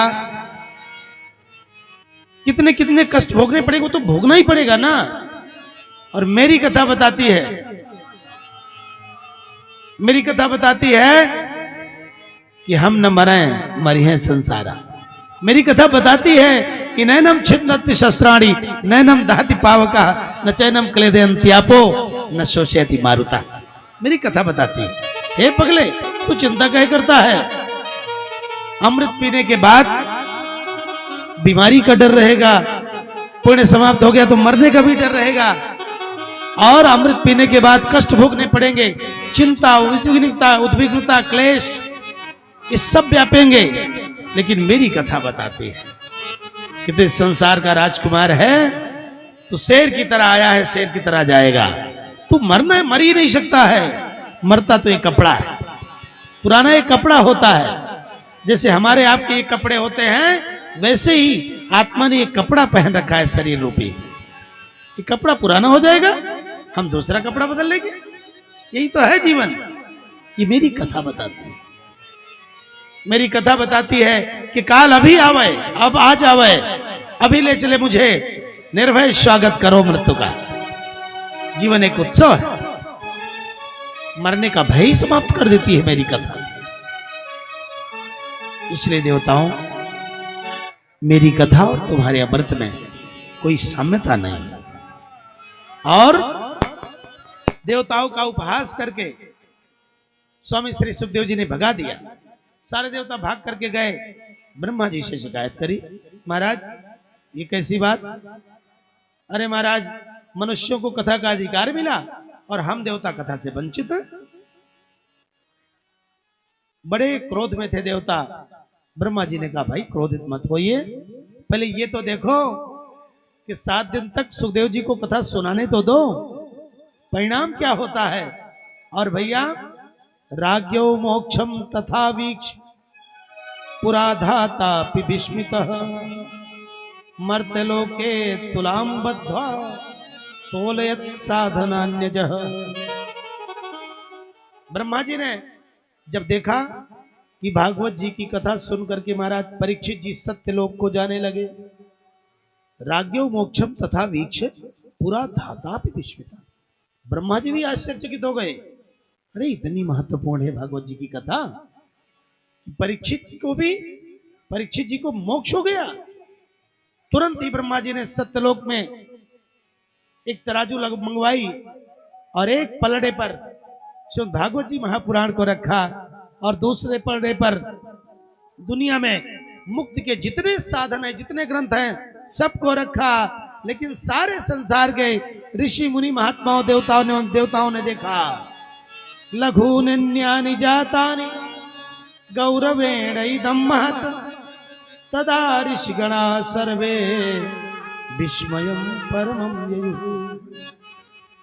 लघून्यानि जातानि, सारे शास्त्र हल्के हो गए, भागवत जी का पलड़ा भारी रहा, भागवत जी का पलड़ा नीचे और सारे शास्त्रों का पलड़ा ऊपर हो गया। और ब्रह्मा जी ने घोषणा कर दी, मेनिरे भगवद रूपम शास्त्रम भागवतम कलौ। भागवत जी ही संसार के सर्वश्रेष्ठ ग्रंथ हैं। बोलो भागवत भगवान की जय हो। तब तो सारे देवता, सारे ऋषि मुनियों को बड़ा आश्चर्य हुआ। अब श्री सूत जी महाराज से शौनकादिक ऋषि पूछते हैं, भगवान इस भागवत जी की कथा इतनी चमत्कारी है, सरकार इसको 7 दिन में सुनने की परंपरा कब से प्रारंभ हुई? और मुझे ये बताओ कि सरकार मैंने सुना है कि इसको सबसे पहले सनकादिकों ने नारद जी को सुनाया। तो सरकार अगर नारद जी को सुनाया तो वह अस्थिर नारद जी जो एक मुहूर्त से अधिक कहीं रुकते ही नहीं थे, 7 दिन तक एक स्थान पर बैठ करके कथा सुनते रहे, ये ऐसा क्यों हुआ जी? मुझे बताने कृपा करें। तब श्री सूत जी ने कहा, शौनकादिक ऋषियों ध्यान से सुनो। एकदा ही विशालायाम चत्वारः ऋषयो मला सत्संगार्थम समायाता ददृशुस्तत्र नारदम। एकदा ही विशालाया, एक बार चत्वारः ऋषय, चारों ऋषि कुमार, कौन कौन? शनक, सनंदन, सनातन और सनत कुमार, ये ब्रह्मा जी की मानसी सृष्टि है। ब्रह्मा जी ने सबसे पहले मानसी सृष्टि में इन्हीं चार ऋषि कुमारों को प्रकट किया। ये चारों ऋषि कुमार पूर्वजों के भी पूर्वज हैं, लेकिन ये 5 वर्ष के बालक जैसे ही दिखते हैं। हमेशा भगवान की कथा सुनना और भगवान की कथा सुनाना, यही काम है इनका चारों का। और कभी कभी तो जब कोई श्रोता नहीं मिलता तो एक चार में एक बन जाते हैं वक्ता और 3 बन जाते हैं श्रोता। वे थक जाते हैं तो वो बन जाते हैं वक्ता, फिर 3 बन जाते हैं श्रोता। अपने में ही कथा सुनना और कथा सुनाना। इस कथा का मतलब समझना। हमको आपको भी घर में भगवान ने 4 दिए हैं, 6 दिए हैं, 8 दिए हैं, 10 दिए हैं, और किसी किसी को तो भगवान इतना दिए हैं कि पूरा गांव है, पूरा गांव ही उनका परिवार एक में है।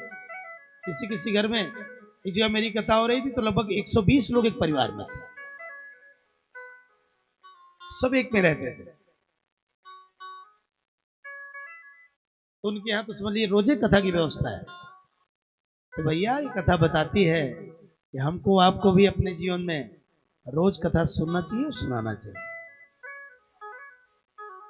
अपने घर में कथा होनी चाहिए। रामचरितमानस की कुछ चौपाइयाँ, भागवत जी की कुछ चौपाइयाँ, अखंड ज्योत की कुछ अंश, युगमाण योजना के कुछ अंश, कल्याण के कुछ अंश हमको सुनना चाहिए, सुनाना चाहिए। अपने परिवार में ही कथा होनी चाहिए और हमेशा हमको कथा से जुड़े रहना चाहिए। तब हमारे जीवन में कभी व्यथा नहीं आएगी। ये 4 ऋषि कुमार 5 वर्ष के बालक जैसे दिखते हैं और हैं पूर्वजों के भी पूर्वज। एक बार ये बद्री विशाल में विचरण कर रहे थे और एकाएक इनको देवर्षि नारद जी दिखाई पड़े। देवर्षि नारद जी को जब देखा तो चारों महात्मा प्रसन्न हो गए। किस लिए प्रसन्न हुए? इसलिए प्रसन्न हुए कि देखो भाई, कथा वक्ता को कोई श्रोता दिख जाए या अच्छे श्रोता को कोई वक्ता दिख जाए तो मन खिल उठता है कि आज महाराज मिले हैं तो कुछ ना कुछ भगवान चर्चा होगी। या वक्ता को कोई श्रोता मिल जाए बढ़िया, ये बड़े रसिक हैं, चलो इनको भगवान की चर्चा कुछ सुनाएंगे। ऐसे ही श्रोता हैं, ऐसे ही वक्ता हैं। अब तो चारों ऋषि प्रसन्न हो गए, लेकिन जब देवर्षि नारद जी नजदीक आए तो नारद जी को तो देखा तो सूख गए चारों महात्मा। क्यों? क्योंकि नारद जी का मुख बड़ा लटका हुआ, उदास हुआ। नारद जी जैसे संत चिंतित हो, जो ब्रह्मा जी के पुत्र हैं, भगवान विष्णु के प्रिय पुत्र हैं, मानस ज्ञानी पुत्र हैं, और इस संसार के ऐसे महात्मा है देवर्षि नारद जी कि महाराज जिसको भी नारद जी मिले उसको भगवान जरूर मिले। नारद जी भगवान की मुहर है। जहां नारद जी ने अपनी मुहर लगा दी, परमात्मा ने उसका अनुमोदन कर ही दिया। ऐसे महात्मा को चिंतित देखा तो चारों ऋषि कुमारों को बड़ा दुख हुआ। उन्होंने पूछा, कथम ब्रह्मन दीन मुख कुतश्चिंता तुरो भवान त्वरितम गम्यते कुत्र कुतश्चागमनम तव। हे ब्रह्मन, अर्थात ब्रह्मा जी के पुत्र देवर्षि नारद जी, कथम ब्रह्मन दीन मुख, आप इतना उदास कैसे हैं नारद जी? कुतश्चिंता तुरो भवान, आपको कौन सी चिंता सताई जा रही है नारद जी? क्योंकि चिंता तो उसको होती है जिसके पास ऐसा कोई धन हो जिसको चोर चुरा सके। और हे नारद जी, मैं जानता हूं आप तो ऐसे अंतरात्मा में रमण करने वाले संत हैं जिनके एकमात्र धन प्रभु के श्री चरण ही हैं, प्रभु के श्री भजन ही हैं, और इस धन को कोई संसार में चुरा सकता नहीं है। तो फिर आप इतना दुखी कैसे? तब देवर्षि नारद जी ने कहा, हे भैया क्या बताऊं, मैं इसलिए दुखी हूं, अहम तो पृथ्वीम या तो ज्ञात्वा सर्वोत्तमामिति। मैं इस पृथ्वी को सर्वोत्तम मान करके यह संसार में आया और ये जानता था कि इस संसार में सरकार अनेकों बार आए हैं और प्रभु ने अनेकों अनेक लीलाएं करी हैं, तो जरूर इस धरती पर परमात्मा का भजन करने वाले सत्संगी प्राणी मिलेंगे। भगवान का सत्संग खूब होगा, खूब कथा सुनूंगा और खूब कथा सुनाऊंगा। लेकिन महाराज मैं इस पृथ्वी पर आया, बहुत बहुत जगहों पर गया, लेकिन कहीं भी मुझे सत्संग मिला ही नहीं। सनकादिकों ने कहा नारद जी कहां कहां गए आप? नारद जी ने कहा महाराज ये पूछो कि कहां नहीं गए। अरे बताओ तो सही। नारद जी ने कहा पुष्करम च प्रयागम च काशीं गोदावरी तथा हरिक्षेत्रम कुरुक्षेत्रम श्रीरंगम सेतुबंधनम। काशी गया, प्रयाग गया, कुरुक्षेत्र गया, गोदावरी के तट पर गया, हरिक्षेत्र गया, कुरुक्षेत्र गया, हर जगह गया। लेकिन महाराज तीर्थों की स्थिति ऐसी है, पाखंड ने इतना दबा रखा है सबको। ये आए हैं हरिभजन को, ओट रहे हैं कपास।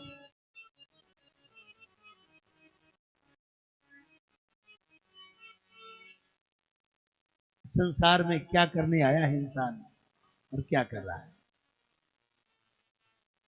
जिनकी जिम्मेदारी है अपने हिस्से की जिम्मेदारी अपने धर्म को सींचने की, पाखंड में लगे। तीर्थों पर आधिपत्य जमा रखा है पाखंडियों ने।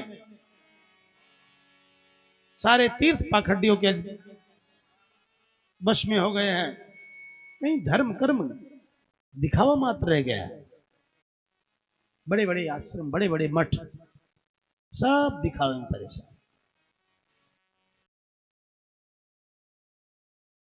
भगवान सनकादिक ऋषियों ने कहा कि नारद जी अगर तीर्थों में आपको शांति नहीं मिली तब आपको गृहस्थों के यहाँ जाना चाहिए। गृहस्थों के यहाँ जरूर आपके मन को शांति मिलती। नारद जी ने कहा महाराज गृहस्थों के यहाँ भी गया और वहां की दशा तो और भी गड़बड़ थी। क्यों? नारद जी ने कहा महाराज वहां मैंने क्या देखा बताऊं। जब मैं गृहस्थों के यहाँ गया, तरुणी प्रभुता गेहे श्याल को बुद्धिदायक कन्या विक्रयणो लोभा दंपत्ति नाम च कलकनम। वहां की स्थिति और भी गड़बड़। तरुणी प्रभुता गेहे, तरुणी अर्थात नई नई बहुएं जो कल की आई है, सास से करेगी इधर लाओ तिजोरी की चाबी, अब तुम बैठो, तुम्हारा कोई काम नहीं घर में, मालकिन मैं हूं। अर्थात भाई साहब वही कर रहे हैं जो देवी जी कह रही हैं। माई और बाबू तो 2 नंबर के हो गए जिस दिन देवी जी का पदार्पण हुआ। तरुणी प्रभुता गेहे, ये दोष है। स्त्री की सलाह आवश्यक है, लेकिन स्त्री की ही सलाह आवश्यक है, ये गलत है। स्त्री अर्धांगिनी है, उसकी सलाह लेना आवश्यक है, लेकिन उसकी ही सलाह ली जाए, बाकी किसी की सलाह न ली जाए, ये गड़बड़। अपनी बुद्धि को गौड़ करके उसी की बुद्धि को प्राथमिकता दी जाए, ये गड़बड़। और महाराज बाबूजी ने एक कहावत कहते थे बचपन में, जहीं घर साला सारथी और तिरिया का सीख, दीन पुत्र शौकीन भा तीनों मांगे भीख। कैसे? जिस घर साले साहब की सलाह से काम होता हो। अब आज यही दशा है महाराज। घर में जेठ देवर सब पड़े हैं, भैया बाबू दादा सब पड़े हैं, लेकिन जब तक साले साहब नहीं आ जाएंगे तब तक भैया का दहेज नहीं होगा। ये दशा है अमूमन घरों में। जहीं घर साला सारथी, साले की सलाह से ही कौरव चलते थे। और देख लो आप महाभारत हुआ, इतना समृद्ध परिवार मिट्टी में मिल गया। और तिरिया का सीख, जिस घर में केवल स्त्री का ही चलावा चलता हो, उस घर का भी डामाडोल होने से कोई बचा नहीं सकता है। और दीन पुत्र शौकीन भा, बाप बेचारा जेठ की कड़कती दोपहरी में 350 रुपए दिन भर में कमाए और बेटा 25,000 का मोबाइल लेकर घूमे, तो समझ लेना महाराज की गड़बड़े होने वाला है। ये तीनों नष्ट होने वाले हैं। और महाराज यही बात मैंने गृहस्थों के यहां देखी। कल की आई हुई बहुएं घर की मालकिन बड़ी बैठी हैं और बूढ़ी आंखें तरस रही हैं सलाह देने को, उनकी कोई सुन ही नहीं रहा है। और श्यालको बुद्धिदायक साले साहब की सलाह से ही सारी गृहस्थी चल रही है, सारा संचालन हो रहा है। और कन्या विक्रयणो लोभात, बेटियों की बोली लगाई जा रही है, बेटों की दुकान लगाए बैठे हैं लोग। कोई कह रहा है कि मेरे बेटे की कीमत 10 लाख है, कोई कह रहा है कि मेरे बेटे की कीमत 15 लाख है। बोली लगाई जा रही है। और गजब की स्थिति आई महाराज, आदमी इंची टेप लिए घूमता है। कई लोग ऐसे मिलते हैं, कहते हैं महाराज लड़की तो मुझे पसंद है, लेकिन मेरे बेटे की लंबाई 5 फुट 8 इंच है और उनकी लड़की की जो लंबाई है वो 5 फुट 6 इंच है। अब उस मूर्ख से पूछो कि तुम शादी करोगे कि मिलिट्री में भर्ती करोगे बिटिया को? लेकिन ऐसे ऐसे लोग घूम रहे हैं, 1 इंच 2 इंच का अंतर लिए घूम रहे हैं लोग। कन्या विक्रयणो लोभात दंपत्ति नाम च कलकनम, पति पत्नी जो एक सिक्के के 2 पहलू होते थे, प्रेम के पर्याय होते थे, अब वो सीधे सीधे बात करिए, पप्पू इधर आओ, कोई लहजा नहीं, कोई तहजीब नहीं। हमारी माताएं कभी अपने पतियों का नाम नहीं लेती थी। बाबूजी कलबबाज चाहे जितना करो, लेकिन जब तक भागवत जी की कथाओं का अनुशीलन नहीं करोगे, अपनी संस्कृति को अपने जीवन में उतारोगे नहीं, तब तक कभी भी हमारा जीवन धन्य नहीं बन सकता है। अपने से बड़ों का नाम लेना पाप माना जाता है। अपनी संस्कृति, गुरु का नाम, अपने से बड़ों का नाम नहीं लेना चाहिए। लेकिन अब तो महाराज देवी जी गजब गजब बात करती है। अब तो जब तक नाम लेकर न बुलावे, समझ लेना बड़ी पिछड़ी बहू आई है, पढ़ी लिखी है ये नहीं है। अब ये स्थिति आ गई। पहले लहजा कितना था माताओं में, तहजीब कितनी थी, लज्जा कितनी थी, शील कितना था, सब जाता रहा।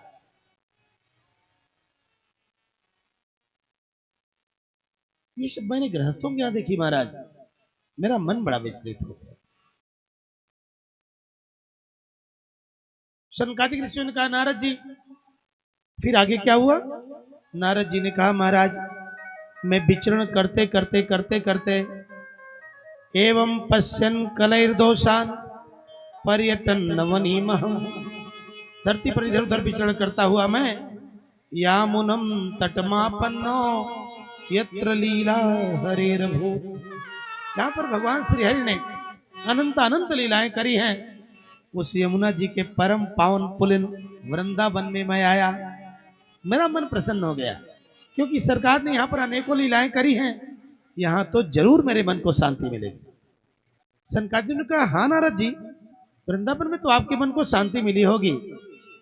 नारद जी ने कहा महाराज तत्राश्चर्यम मया दृष्टम श्रूयताम तन्मुनीश्वराः, एकदा तु तरुणी तत्र निखर्णा खिन्न मानसा। तत्राश्चर्यम मया दृष्टम, वहां तो मैंने महाराज और भी बड़ा आश्चर्य देखा। क्या आश्चर्य देखा? एका तु तरुणी तत्र निखर्णा खिन्न मानसा, एक तरुणी स्त्री बैठी है, युवा स्त्री बैठी है और उसके सामने 2 पुरुष मूर्छित अवस्था में वृद्ध होकर लेटे हुए हैं और वो स्त्री रो रही है। उसको घेरे हुए कुछ स्त्रियां सांत्वना दे रही हैं, कुछ पंखा कर रही हैं, कुछ समझा रही हैं। मैंने जब उनको देखा तो सोचा ये भगवान है, देवी जी काहे रो रही है।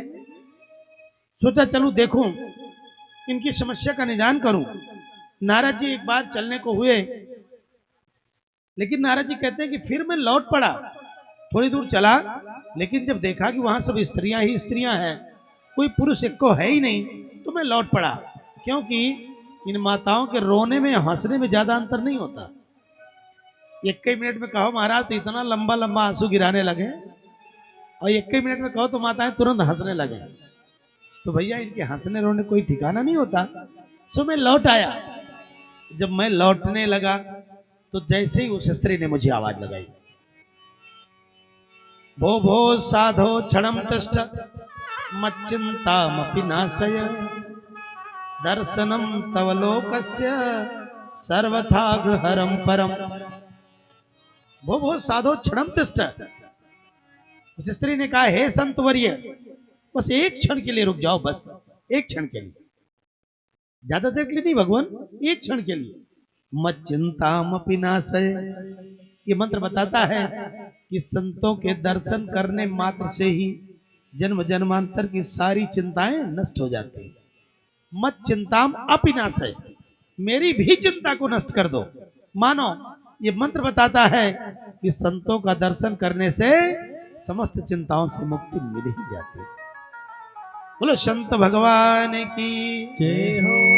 क्योंकि दर्शनम तव लोकस्य सर्वथाघहरम परम, आपका दर्शन इस संसार के बड़े से बड़े पाप की राशि को नष्ट करने में पूर्णतः समर्थ है भगवान, इसलिए रुक जाओ। मैं मुड़ पड़ा। जब मुड़ करके गया और मैं उन देवी जी से पूछा, देवी जी कौन हो तुम? बद देवी सविस्तारम स्वस्य दुख से कारणम। हे देवी, अपने दुख का कारण मुझे विस्तार से बताओ। काशी कम, कौन हो तुम? का विमऊ, ये दोनों कौन है? का इमार, ये सब स्त्रियां जो तुमको घेरे खड़ी हैं, ये कौन है? तब उन देवी जी ने कहा, हे देवर्षि, अहम भक्ति रीति ख्याता इमऊ में तनयौ मतौ ज्ञान वैराग्य नामानौ काल योगे न जर्जरो। अहम भक्ति रीति ख्याता, हे संतवर्य, मुझे लोग भक्ति कहते हैं, और इमऊ में तनयौ मतौ, ये दोनों मेरे पुत्र हैं। तब तो नारद जी को बड़ा आश्चर्य हुआ। माता तरुणी है, दोनों पुत्र बूढ़े हो गए, कौन हो देवी तुम, और ये दोनों कौन है? भक्ति माता ने कहा कि दोनों मेरे पुत्र ज्ञान और वैराग्य है। काल योगे न जर्जरो, काल की गति से जर्जर हो गए, वृद्ध हो गए हैं। हे भगवान, इनका दुख मुझसे देखा नहीं जाता। बंधुओं, एक बात बहुत सामान्य है भागवत जी में, ये मैं आपको बता दूं, अंतिम दिन तक ये बात आप हर जगह पाओगे। इस माँ को जब भी संत मिले होंगे या भगवंत मिले होंगे, ये पगली चाहती तो हीरे मोती जवाहरात, सुख सुविधा, घर मकान दुकान कुछ भी मांग सकती थी, लेकिन इस माँ ने बंधुओं कुछ नहीं मांगा। जब भी मांगा या तो पुत्र को मांगा या तो पुत्र के लिए मांगा। हमेशा इस माँ ने या तो अपने पुत्र की कुशल क्षेम मांगी और या तो पुत्र मांगा भगवान से। आज जब देवर्षि नारद जी भी मिले भक्ति माता को, तो कह रही, हे ऋषिवर, मेरे पुत्रों का कष्ट मुझसे देखा नहीं जाता, इनकी पीड़ा मुझसे सही नहीं जाती। हे प्रभु, मेरे पुत्रों की पीड़ा जिस प्रकार से नष्ट हो, ऐसा कोई उपाय करो। देवर्षि नारद जी ने कहा, देवी क्या करूं? तब भक्ति महारानी ने कहा, भगवान आप तो सर्वज्ञ हैं, कुछ भी उपाय करो, लेकिन मेरे पुत्रों की मूर्छा नष्ट करो। अब तो देवर्षि नारद जी ने ज्ञान वैराग्य की मूर्छा नष्ट करने के लिए चारों वेद सुना डाले, 17 पुराण सुना डाले, श्रुतियां स्मृतियां सब सुना डाले, श्रीमद् भगवत गीता जी को सुना डाला। बस कुछ एक ग्रंथों को सुनने के बाद थोड़ा सा जगते फिर मूर्छित हो जाते, थोड़ा सा जगते फिर मूर्छित हो जाते। नारद जी को बड़ी चिंता हुई। जब बड़े परेशान हो गए, तभी आकाशवाणी हुई, हे देवर्षि नारद जी, इनकी मूर्छा नष्ट हो जाएगी, लेकिन आप सत्कर्म करो। व्योमवाणी तदैवाभून् मारिषे खिद्यतामिति उद्यमः सफलस्तेयं भविष्यति न संशय। हे देवर्षि नारद जी, आपका उद्यम सफल होगा इसमें संदेह नहीं है, लेकिन हे नारद जी आप सत्कर्म करो। नारद जी ने आकाशवाणी को सुन करके सोचा, ये भगवान अभी तक मैं जो कर रहा था ये सत्कर्म नहीं था क्या? मैंने इनको वेद सुनाए, पुराण सुनाए, श्रुतियां स्मृतियां सब सुना डाली, ये सत्कर्म नहीं था क्या?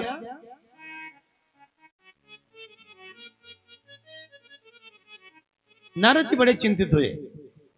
अब जिस सत्कर्म की भविष्यवाणी किया है आकाशवाणी ने, वो सत्कर्म में जानू कैसे? मुझे कौन बताएगा? ये जानने के लिए देवर्षि नारद जी निकल पड़े, और जो भी मिलता देवर्षि नारद जी को, उससे देवर्षि नारद जी यही कहते, भैया मुझे बताओ ये सत्कर्म क्या है।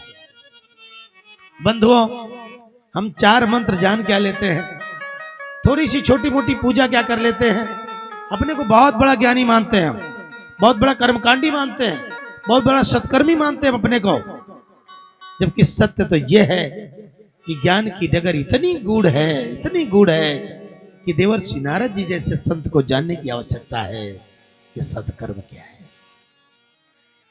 हम अपने को बड़ा सत्कर्मी मानते हैं, 3 माला गायत्री क्या जपे, ऐसा एहसान जताते हैं भगवान के ऊपर कि मैं ही सबसे बड़ा साधक हूं, मैं ही सबसे बड़ा ज्ञानी हूं। थोड़ी सी साधना क्या कर ली, थोड़ा सा यज्ञ क्या कर लिया, थोड़े से 4 मंत्र क्या जान लिए, हम फूले समाते नहीं। लेकिन देवर्षि नारद जी से सीखो। नारद जी को जानने की जरूरत है कि सत्कर्म क्या है, और ये जानने के लिए देवर्षि नारद जी निकल पड़े। अनेक स्थानों का विचरण करते हुए देवर्षि नारद जी चले जा रहे हैं, और जो भी मिलता उसी से पूछते, भैया मुझे बता दो कि सत्कर्म क्या है। अब देखो भाई, अभी कोई बहुत विख्यात डॉक्टर किसी झोला छाप डॉक्टर से पूछे, भैया बुखार की दवा हमें बता दो, तो क्या सोचेगा, इतना बड़ा डॉक्टर अब मुझसे बुखार की दवाई पूछ रहा है? आश्चर्य होगा कि नहीं? और नारद जी जैसे संत जो ब्रह्मा जी के पुत्र हैं, ये किसी से पूछे कि सत्कर्म क्या है, तो कौन जवाब दे? सब सोचे ऐसा ना हो कहीं ब्रह्म नारद जी परीक्षा ले रहे हो, कोई बहाना करके टाल जाता, कोई मुंह दूसरी ओर कर लेता, कोई कहता महाराज हमारा मौन व्रत चल रहा है। ऐसे ही किसी ने बताया ही नहीं। विचरण करते करते जा रहे थे, बद्री विशाल में सनकादिक ऋषियों से भेंट हो गई। सनकादिक ऋषियों ने जैसे ही देखा नारद जी से अपनी पीड़ा बताई, नारद जी ने सनकादिक ऋषियों को, सनकादिक ऋषियों ने तुरंत ही कहा, देवर्षि मां चिंताम कुरु देवर्षे हर्षे चित्तम समावह उपाय सुख साध्योत्र वर्तते पूर्व ये वही। अब देखो, भागवत जी के मंत्रों से सीखना बाबूजी, तब कथा सुनना सार्थक होगा। हमसे कोई आदमी आता है, अपनी पीड़ा बताता है, तो हमें दिखाने के लिए कि अगर तुम मेरे पास ना आते तो तुम्हें कोई इतनी अच्छी सलाह दे ही नहीं सकता था। इस चक्कर में उस बेचारे को और जाता हम पहले डरवाते हैं, फिर उसको धीरे धीरे धीरे धीरे उपाय बताते हैं। और अच्छाई क्या है, सच्ची सज्जनता क्या है, ये शास्त्र बताते हैं कि कोई मुसीबत में मारा, कोई विपत्ति में मारा, कोई दुखी व्यक्ति हमारे पास आवे तो उसको समझाना कैसे चाहिए हमको। सबसे पहले जैसे पीड़ा बताई नारद जी ने, तो चारों ऋषि कुमारों ने कहा, अरे नारद जी बेकार में चिंतित हो आप, ये भी कोई समस्या है? मां चिंताम कुरु देवर्षे हर समचित्ते समावह। पहले तो प्रसन्न हो जाओ आप, मुस्कुराओ, खुश हो जाओ आप, समझ लो तुम्हारी समस्या का निदान हो गया। आपके पास कोई मुसीबत में आवे तो आदमी इतना उसको डरा देता है, वैसे तो नहीं सुनते आप। आज जब काम पड़ा है तो दौड़े दौड़े चले आए हो, सुनाता कि नहीं आदमी? लेकिन सही तरीका ये नहीं है। सही तरीका ये है कि भैया इस संसार में हर किसी को भगवान इस काबिल नहीं बनाता कि कोई किसी के पास सलाह लेने जाए, मदद लेने जाए, किसी प्रकार की सहायता मांगने जाए। किसी किसी को भगवान इस काबिल बनाता है। अगर आपको भगवान ने इस काबिल बनाया हो तो आपके पास आने वाले का कभी तिरस्कार मत करना, बल्कि उसे प्रसन्न करना चाहिए। अरे बाबूजी घबराओ नहीं, आप समझ लो आपकी समस्या मेरी समस्या, मैं आपके साथ हूं, बिल्कुल निश्चिंत हो जाओ, मैं अभी दूर कर देता हूं तुम्हारी चिंता को, ये कहना चाहिए। वही बात यहां कह रहे हैं, हर समचित्ते समावह। नारद जी जो ये मुंह लटकाए हुए हो ना, ये ठीक नहीं है। पहले तो मुस्कुराओ महाराज, ये भी कोई समस्या है? उपाया सुख साध्योत्र, इसका तो उपाय बड़ा सुख साध्य है। वर्तते पूर्व ये वही, मैं इसका स्वभाव, इसका उपाय तो बहुत पहले से जानता हूं, अभी बता देता हूं क्या उपाय है महाराज। तब सनकादिकों ने कहा, श्रीमद् भागवतालापः सतुगीतः सुखादिभिः। हे देवर्षि नारद जी, श्रीमद् भागवत जी की कथा का वाचन करो, श्रीमद् भागवत जी की कथा का श्रवण करो, ज्ञान वैराग को सुनाओ, उनकी मूर्छा नष्ट हो जाएगी। नारद जी हाथ जोड़कर बोले, वाह महाराज, गजब उपाय बताया आपने। मैंने तो सोचा कोई बहुत बड़ा उपाय बता रहे होंगे आप, ये भी कोई उपाय है? अरे महाराज, इतना भी कम जानकार नहीं है हम। अरे वेद का ही तो फल है भागवत, और जब मैंने सीधे वेदे सुना दिया आराम नहीं हुआ, तो भागवत जी को सुनाने से कैसे आराम होगा? सनकादिक ऋषियों ने कहा, नारद जी ये कैसे कह सकते हो? अच्छा नारद जी बताओ, कोई आदमी फल खा रहा था, बहुत मीठा लगा उसको, सोचा कि जब फला इतना मीठा है तो डाल तो और मीठी होगी, पत्ती इससे भी मीठी होगी। तो फल जब खत्म हो गया तो पत्तियां चबाने लगे, डाल चबाने लगे। तो बताओ नारद जी, पत्तियां मीठी होंगी, डालें मीठी होंगी? नहीं मीठी होगी। जो चमत्कार फल में होता है वो चमत्कार वृक्ष भी नहीं कर सकता है कभी कभी। इसलिए नारद जी आप ठीक कह रहे हो, वेद रूपी कल्प वृक्ष का पका हुआ फल है श्रीमद् भागवत, इसीलिए तो कह रहा हूं कि बड़ा चमत्कारी फल है, इसे खिलाओ, और निश्चित रूप से इसका श्रवण करने मात्र से ही उनकी मूर्छा नष्ट हो जाएगी। जैसे मैया पूड़ी बना रही हो, घी खत्म हो गया तो किसी बहन जी ने कहा, कहे घबराती हो, घी खत्म हुआ कोई बात नहीं, दूध डाल लो। अब बताओ मैया, दूध के डालने से पूड़ी बनेगी? जबकि ये सही है कि दूध से ही घी निकला है, लेकिन जो काम घी कर सकता है वो काम कभी भी दूध नहीं कर सकता। दूध के कण-कण में घी है, ये सही है, इस संसार के कण-कण में सरकार है, ये सही है, लेकिन जब तक किसी के मुख से, किसी संत के चरण में जाकर के, भगवती भागीरथी की गोद में जाकर के भागवत नहीं सुनोगे, तब तक इनकी कथा आपके जीवन में चमत्कार नहीं कर सकती है। सनकादिक ऋषियों ने कहा, नारद जी सही है कि वेदों का फल है भागवत जी, लेकिन जो काम भागवत जी कर सकते हैं वो काम कभी कभी वेद भी नहीं कर सके, इसलिए आप इनको भागवत जी की कथा सुनाओ। अच्छा तो कहां सुनाओ महाराज? अब सनकादिक ऋषि कहते हैं, हे नारद जी, परमानंद की कथा तो भैया आनंद नामक तट पर ही होनी चाहिए। गंगा द्वार समीपे तो तटमानंद नामकम। गंगा द्वार अर्थात हरिद्वार, हरिद्वार में गंगा जी का एक तट है जिसका नाम है आनंद नामक तट। और बंधुओं, जब तक आनंद नामक तट पर नहीं बैठोगे तब तक परमानंद की कथा समझ में आने वाली नहीं है। जब मन में घर का, गृहस्थी का प्रपंच लिए हुए बैठोगे तो परमात्मा की कथा कहां समझ में आएगी? जब इस भाव से बैठोगे कि चाहे जितने झंझावात हो, लेकिन आज की कथा सुनने से जरूर मेरे जीवन के कष्ट दूर हो जाएंगे, तो आपका कष्ट नष्ट हो ही जाएगा। अब तो महाराज हरिद्वार में गंगा जी के तट पर कथा का आयोजन कर रहे हैं देवर्षि नारद जी। ये खबर चारों तरफ जंगल के आग की तरफ फैल गई, और जैसे ही चारों तरफ खबर फैली, सारे ऋषि मुनि महात्मा संत सब एक्टिव हो गए, सब तुरंत लग गए व्यवस्था में, और हरिद्वार में कथा हो रही है, कथा हो रही है। सारे के सारे ऋषि मुनि महात्मा अपने पुत्र परिवार परिजनों के साथ दौड़ दौड़े आ रहे हैं हरिद्वार की ओर कथा सुनने के लिए। ये मंत्र बताता है कि जहां भी कथा हो रही हो, बिना बुलावे के, बिना किसी आमंत्रण के, बिना किसी निवेदन के हमको दौड़ करके जाना चाहिए। शत्रु के यहां भी कथा हो रही हो भैया, तब भी बिना बुलाए हमको दौड़ करके जाना चाहिए, कहीं भी कथा हो रही हो, क्योंकि कथा साक्षात नारायण का स्वरूप है, इसलिए इनका तिरस्कार कभी नहीं करना चाहिए। कथा सुनने जाना चाहिए। और कैसे कैसे महात्मा चले आ रहे हैं। भृगुर वसिष्ठश्च वनश्च गौतमो मेधातिथिर्देवल देवरातो रामस्तथा गाधिसुतश्च साकलो मृकंडपुत्रात्रज पिप्पलादा योगेश्वरो व्यास पराशरौ च छाया सुकोजा जलिजन्म मुख्या। भृगु वशिष्ठ च्यवन अत्रि अंगिरा मेधातिथि देवल देवरात परशुराम गाधिसुत विश्वामित्र जी साकल मृकंडो पिप्पलाद ऐसे ऐसे ऋषि मुनि महात्मा दौड़े दौड़े चले आ रहे हैं। और कैसे चले आ रहे हैं ये कथा बताती है। कथा सुनने कैसे जाना चाहिए ये भी भागवत जी कथा बताती है।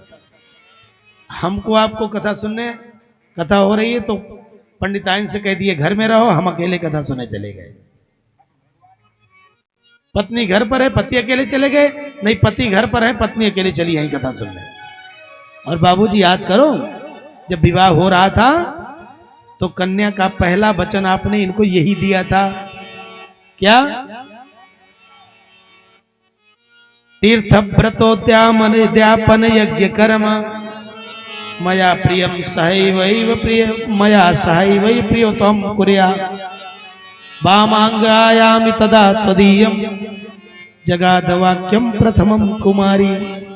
पहला वचन यही कहती है, हे प्रियतम यदि आप मुझे तीर्थ व्रत उद्यापन पूजा पाठ कथा भागवत इत्यादि धार्मिक प्रसंगों में जब भी जा रहे हो तो मुझे भी साथ रखना स्वीकार करें, तब मैं आपकी वामांगी बनूं।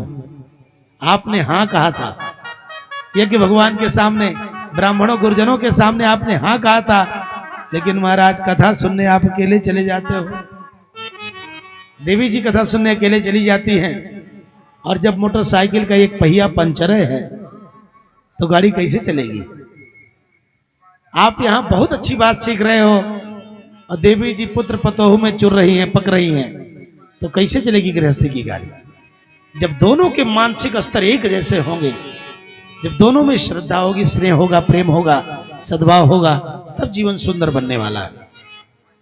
और मेंटल पॉल्यूशन दूर करने का इससे अच्छा स्थान इस संसार में दूसरा कोई नहीं है। ये कथा भले ही लगती है कि 3 ही घंटे होती है, लेकिन बंधुओं ये कथा 300 घंटे का चमत्कार करने की क्षमता रखती है। इसलिए कथा में हमको जरूर जाना चाहिए। योगेश्वरौ व्यास पराशुरौ सुपसरौ च छाया सुकोजा जलिजन्म मुख्या। कैसे जा रहे हैं? सर्वेप्यमी मुनिगणा सह पुत्र शिष्या। जो पर्वतों पर रहने वाले विरक्त संत हैं वो अपने शिष्यों के साथ जा रहे हैं कथा सुनने, और जो गृहस्थ हैं वो अपने पुत्रों के साथ। और स्वस्त्री भिरायुरति प्रणयन युक्ता। जो गृहस्थ संत हैं वो अपने पुत्र पौत्र पुत्रियों को लेकर के जा रहे हैं कथा सुनने। कथा सुनने का तरीका ये है।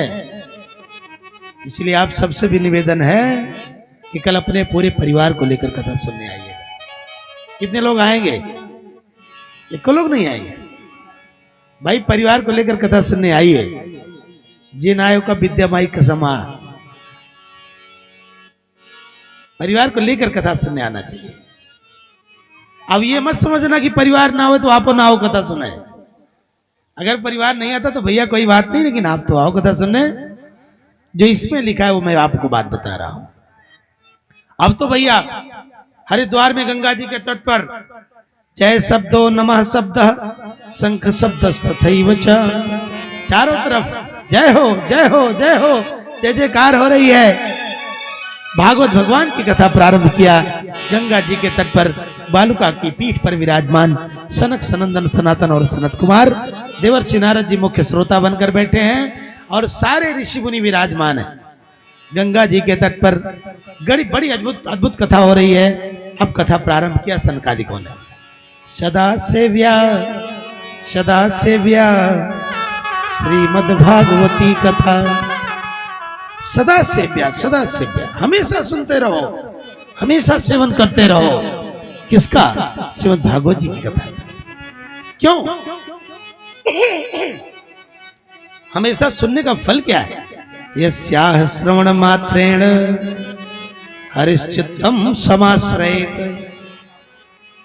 जब तक आप कथा सुनने का शौक आपके मन में है, तब तक भगवान श्री हरि आपके हृदय को छोड़कर एक क्षण के लिए भी जा ही नहीं सकते। जैसे ही व्यक्ति के मन में यह संकल्प पैदा होता है कि मैं कल भागवत भगवान की कथा सुनने जाऊंगा, भगवान श्री हरि आज ही उसके हृदय में आकर बैठ जाते हैं। ये कथा का प्रताप है। हरिश्चित्तम समाश्रयेत।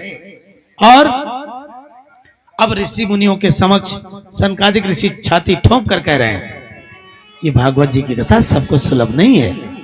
भाग्योदयेन बहुजन्म समर्जितेन सत्संगमं च लभते पुरुषो यदा। अज्ञान हेतु कृत मोह मदांधकार नाशम विधाय हि तदोदयते विवेक। पवित्र विवेक पाना चाहते हो तो उसका उपाय क्या है? भाग्योदयेन बहुजन्म समर्जितेन। मैंने अपने जीवन में बहुत ऐसे लोगों को देखा है जिनके यहाँ सारी व्यवस्था हो गई, सारा इंतजाम एकदम तैयार हो गया, लेकिन ऐन मौके पर कथा में विघ्न आ गया, कथा नहीं हो पाई। बड़े बड़े पैसे वाले सोचते रहे कि भागवत जी की कथा हो जाए, लेकिन नहीं हो पाई महाराज। ये तभी संभव है जब भाग्योदयेन बहुजन्म समर्जितेन, जब जन्म जन्मांतर के पुण्य पूंजीभूत होते हैं, पूर्वजों की प्रबल कृपा होती है, तब यह संयोग बनता है कि भागवत जी की कथा सुलभ हो। वरना सोचते तो बहुत लोग हैं, लेकिन सोचते ही कितने लोग चले गए महाराज, कथा सुनने का सौभाग्य नहीं मिला। और जब पवित्र सत्संग सुलभ होता है, तब जो अज्ञान का जो मुख्य कारण है, मोह मद अहंकार, उसका समूल रूप से नष्ट होकर के पवित्र विवेक का उदय होता है। और भागवत भगवान के श्रवण की इतनी महिमा है कि सनकादिक ऋषि कहते हैं, आजन्म मात्रमपि एन सठेन किंचित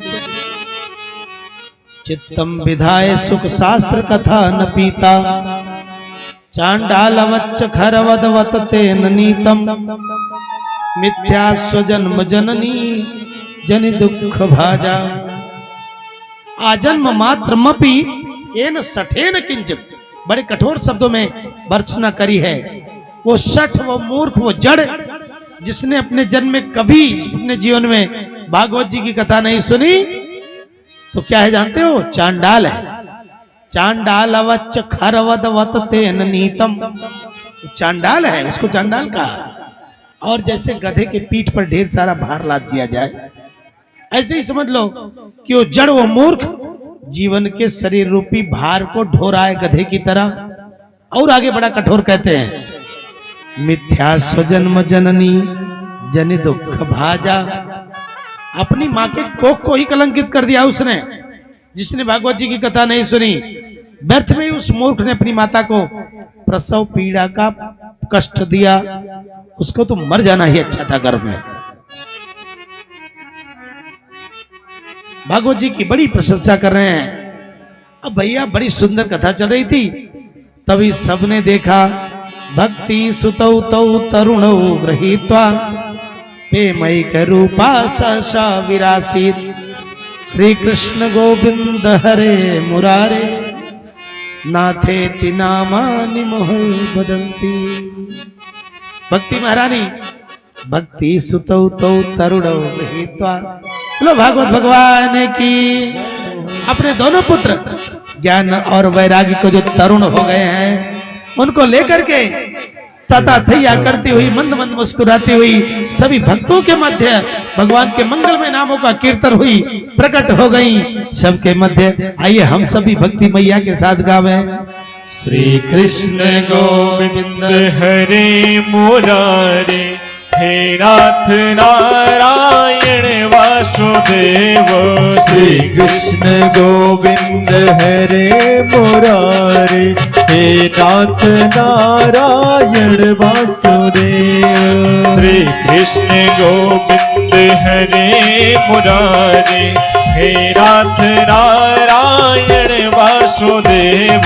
श्री कृष्ण गोविंद हरे मुरारे, हे नाथ नारायण वासुदेव। हे नाथ नारायण वासुदेव। ओ हे नाथ नारायण वासुदेव। हे नाथ नारायण वासुदेव। ओ हे नाथ नारायण वासुदेव। हे नाथ नारायण वासुदेव। हे नाथ नारायण वासुदेव। श्री कृष्ण गोविंद हरे मुरारे, हे नाथ नारायण वासुदेव। श्री कृष्ण गोविंद हरे मुरारे, हे नाथ नारायण वासुदेव। हे लक्ष्मी नारायण वासुदेव। हे लक्ष्मी नारायण वासुदेव। हे सत्यनारायण वासुदेव। हे सत्यनारायण वासुदेव। हे बद्री नारायण वासुदेव। हे बद्री नारायण वासुदेव। श्री कृष्ण गोविंद हरे मुरारे, हे नाथ नारायण वासुदेव। श्री कृष्ण गोविंद हरे मुरारे, हे नाथ नारायण वासुदेव। राधे कृष्ण राधे कृष्ण राधे राधे कृष्ण कृष्ण राधे कृष्ण राधे कृष्ण कृष्ण कृष्ण राधे राधे। राधे कृष्ण राधे कृष्ण राधे राधे कृष्ण कृष्ण राधे कृष्ण राधे कृष्ण कृष्ण कृष्ण राधे राधे। श्री कृष्ण गोविंद हरे मुरारे, हे नाथ नारायण वासुदेव। श्री कृष्ण गोविंद हरे मुरारे, हे नाथ नारायण वासुदेव। हे नाथ नारायण वासुदेव। हे नाथ नारायण वासुदेव। हे नाथ नारायण वासुदेव। बोलो भक्ति महारानी की जय हो। बोलो भागवत महापुराण की जय हो। धन्य है भागवत जी की कथा, जिनको श्रवण करने मात्र से ज्ञान वैराग की मूर्छा नष्ट हो गई, एकदम तरुण होकर के भक्ति महारानी के साथ विराजमान है। अब तो भैया भक्ति महारानी ने नारद जी की ओर देखा और कहा, नारद जी मुझे बैठने के लिए कहाँ व्यवस्था करी आपने, मैं कहाँ बैठूं? नारद जी ने हाथ छोड़ करके कहा, हे मां, भगवती भागीरथी की गोदी में मुझ जैसे किंचन को सुनने के लिए जितने भक्त विराजमान हैं, हे मां आप इन्हीं की गोदी में विराजमान हो जाओ, इन्हीं के हृदय में जाकर के विराजमान हो जाओ। मैं भी प्रार्थना करता हूं मां, इन भक्तों के हृदय में आप विराजमान रहें। वंदनीय माता जी का आगमन हुआ है, हम सब की मां है आप, आपसे भी निवेदन करता हूं आगे आ जाए माता जी। माता जी आगे आ जाए, आप परीक्षित जी आकर लाइए माता जी को, परीक्षित जी माता जी आगे लाइए माता जी। बोलो वृंदावन बिहारी लाल की जय हो। नारद जी ने कहा, मां इन्हीं भक्तों के हृदय में आप विराजमान हो जाओ। और भक्ति महारानी की भूरी भूरी भूरी प्रशंसा कर रहे हैं सनकादिक ऋषि। सनकादिकों ने कहा, हे मां सकल भुवन मध्य निर्धनास्ते धन्या निवसति हृदय साम श्री हरेर्भक्ति रेखा हरपि निजलोकम सर्वथा तो विहाय प्रविशति हृदय साम भक्ति सूत्रोपनद्ध। इस मंत्र को ध्यान से सुनना, बड़ा विलक्षण मंत्र है। सनकादिक ऋषि भक्ति माता की प्रशंसा करते हुए कहते हैं, सकल भुवन मध्य निर्धनास्ते धन्या। सकल भुवन में वो निर्धन भी धन्य है मां, जिसके हृदय में तुम विराजमान रहती हो। ध्यान से सुनना, सनकादिक ऋषि कह रहे हैं, हे भक्ति महारानी, निर्धन वो नहीं है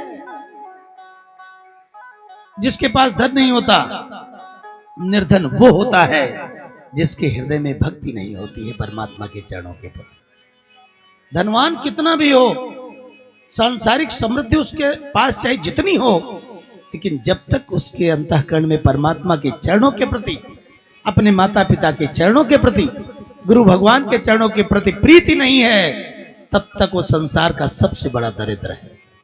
निर्धन वो है, हे भक्ति महारानी, सकल भुवन मध्य निर्धनास्ते धन्या, वो निर्धन भी धन्य है।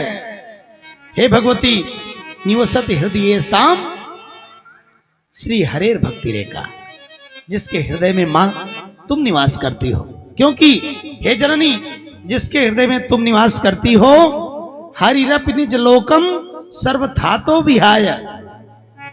हे भक्ति मैया, जिसके हृदय में तुम एक क्षण के लिए आ जाती हो, उस भक्त के हृदय को भगवान श्री हरि अपना निजी घर बना लेते हैं। हरि अपि निज लोकम, अपने लोक बैकुंठ को छोड़ करके सर्वथातो, हमेशा हमेशा के लिए आकर के प्रविशति हृदय तेसाम, उसके हृदय में प्रवेश कर जाते हैं। और कैसे? बंदी बन जाते हैं। भक्ति सूत्रों पर नद्धा, भक्ति के सूत्र में, भक्ति की हथकड़ी में बंधे हुए सरकार बंदी बनकर उसके हृदय में हमेशा बैठे रहते हैं।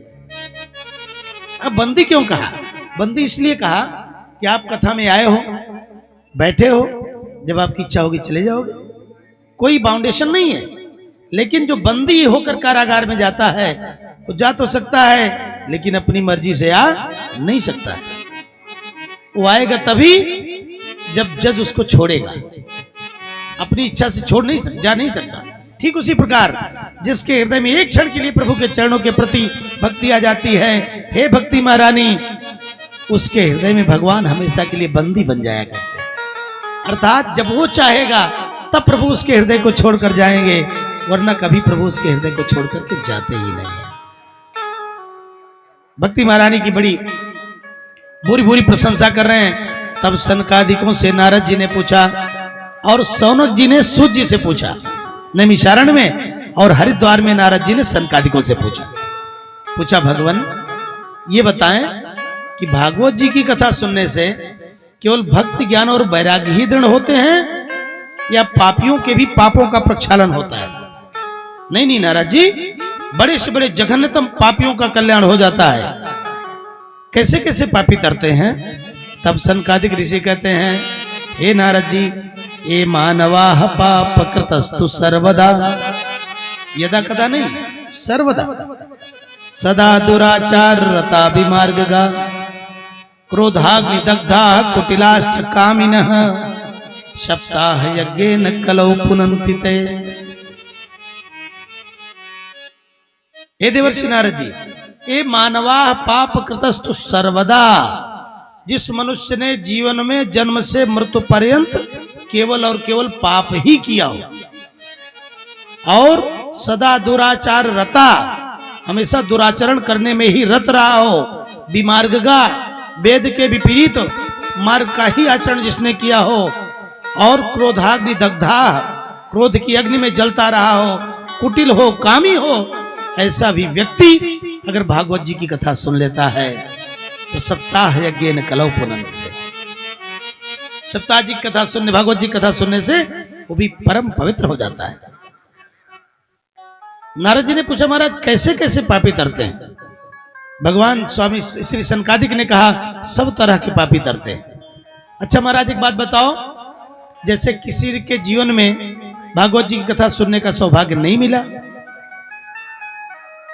और अगर उसके निमित्त उसके पुत्र पौत्र परिजन अगर भागवत जी कथा सुन लें तो क्या उसका भी कल्याण हो जाता है? तब सनकादिक ऋषियों ने कहा, हाँ नारद, कल्याण हो जाता है। नारद जी ने कहा, महाराज कोई प्रमाण? तब सनकादिकों ने कहा कि हे नारद, अब प्रमाण की बात करते हो तो मैं तुमको एक इतिहास सुनाता हूं। ध्यान से सुनो, आप भी इस कथा को ध्यान से सुनना। तुंगभद्रा नदी के तट पर एक गांव में पंडित आत्मदेव शर्मा जी रहते थे। वे आत्मदेव शर्मा जी और धनाढ्य भी थे, बड़े कुशल ज्ञानी थे पंडित आत्मदेव शर्मा जी, लेकिन उनकी पंडिताइन बड़ी गड़बड़ स्वभाव की थी। अच्छा, एक प्लस एक माइनस रहे तो कभी कभी बढ़िया चल जाता है, जब दोनों प्लस रहे या दोनों माइनस रहे तब गड़बड़ होता है। पंडित जी बड़े ज्ञानी और पंडितानी थोड़ा सा गड़बड़। लोकवार्ता रता क्रूरा प्रायसो बहुजल्पिका सूरा चगृह कृतेषु कृपणा कलह प्रिया। एक ही श्लोक में इतने गुण बताए उनके, इतने अवगुण बताए उनके। क्या? लोक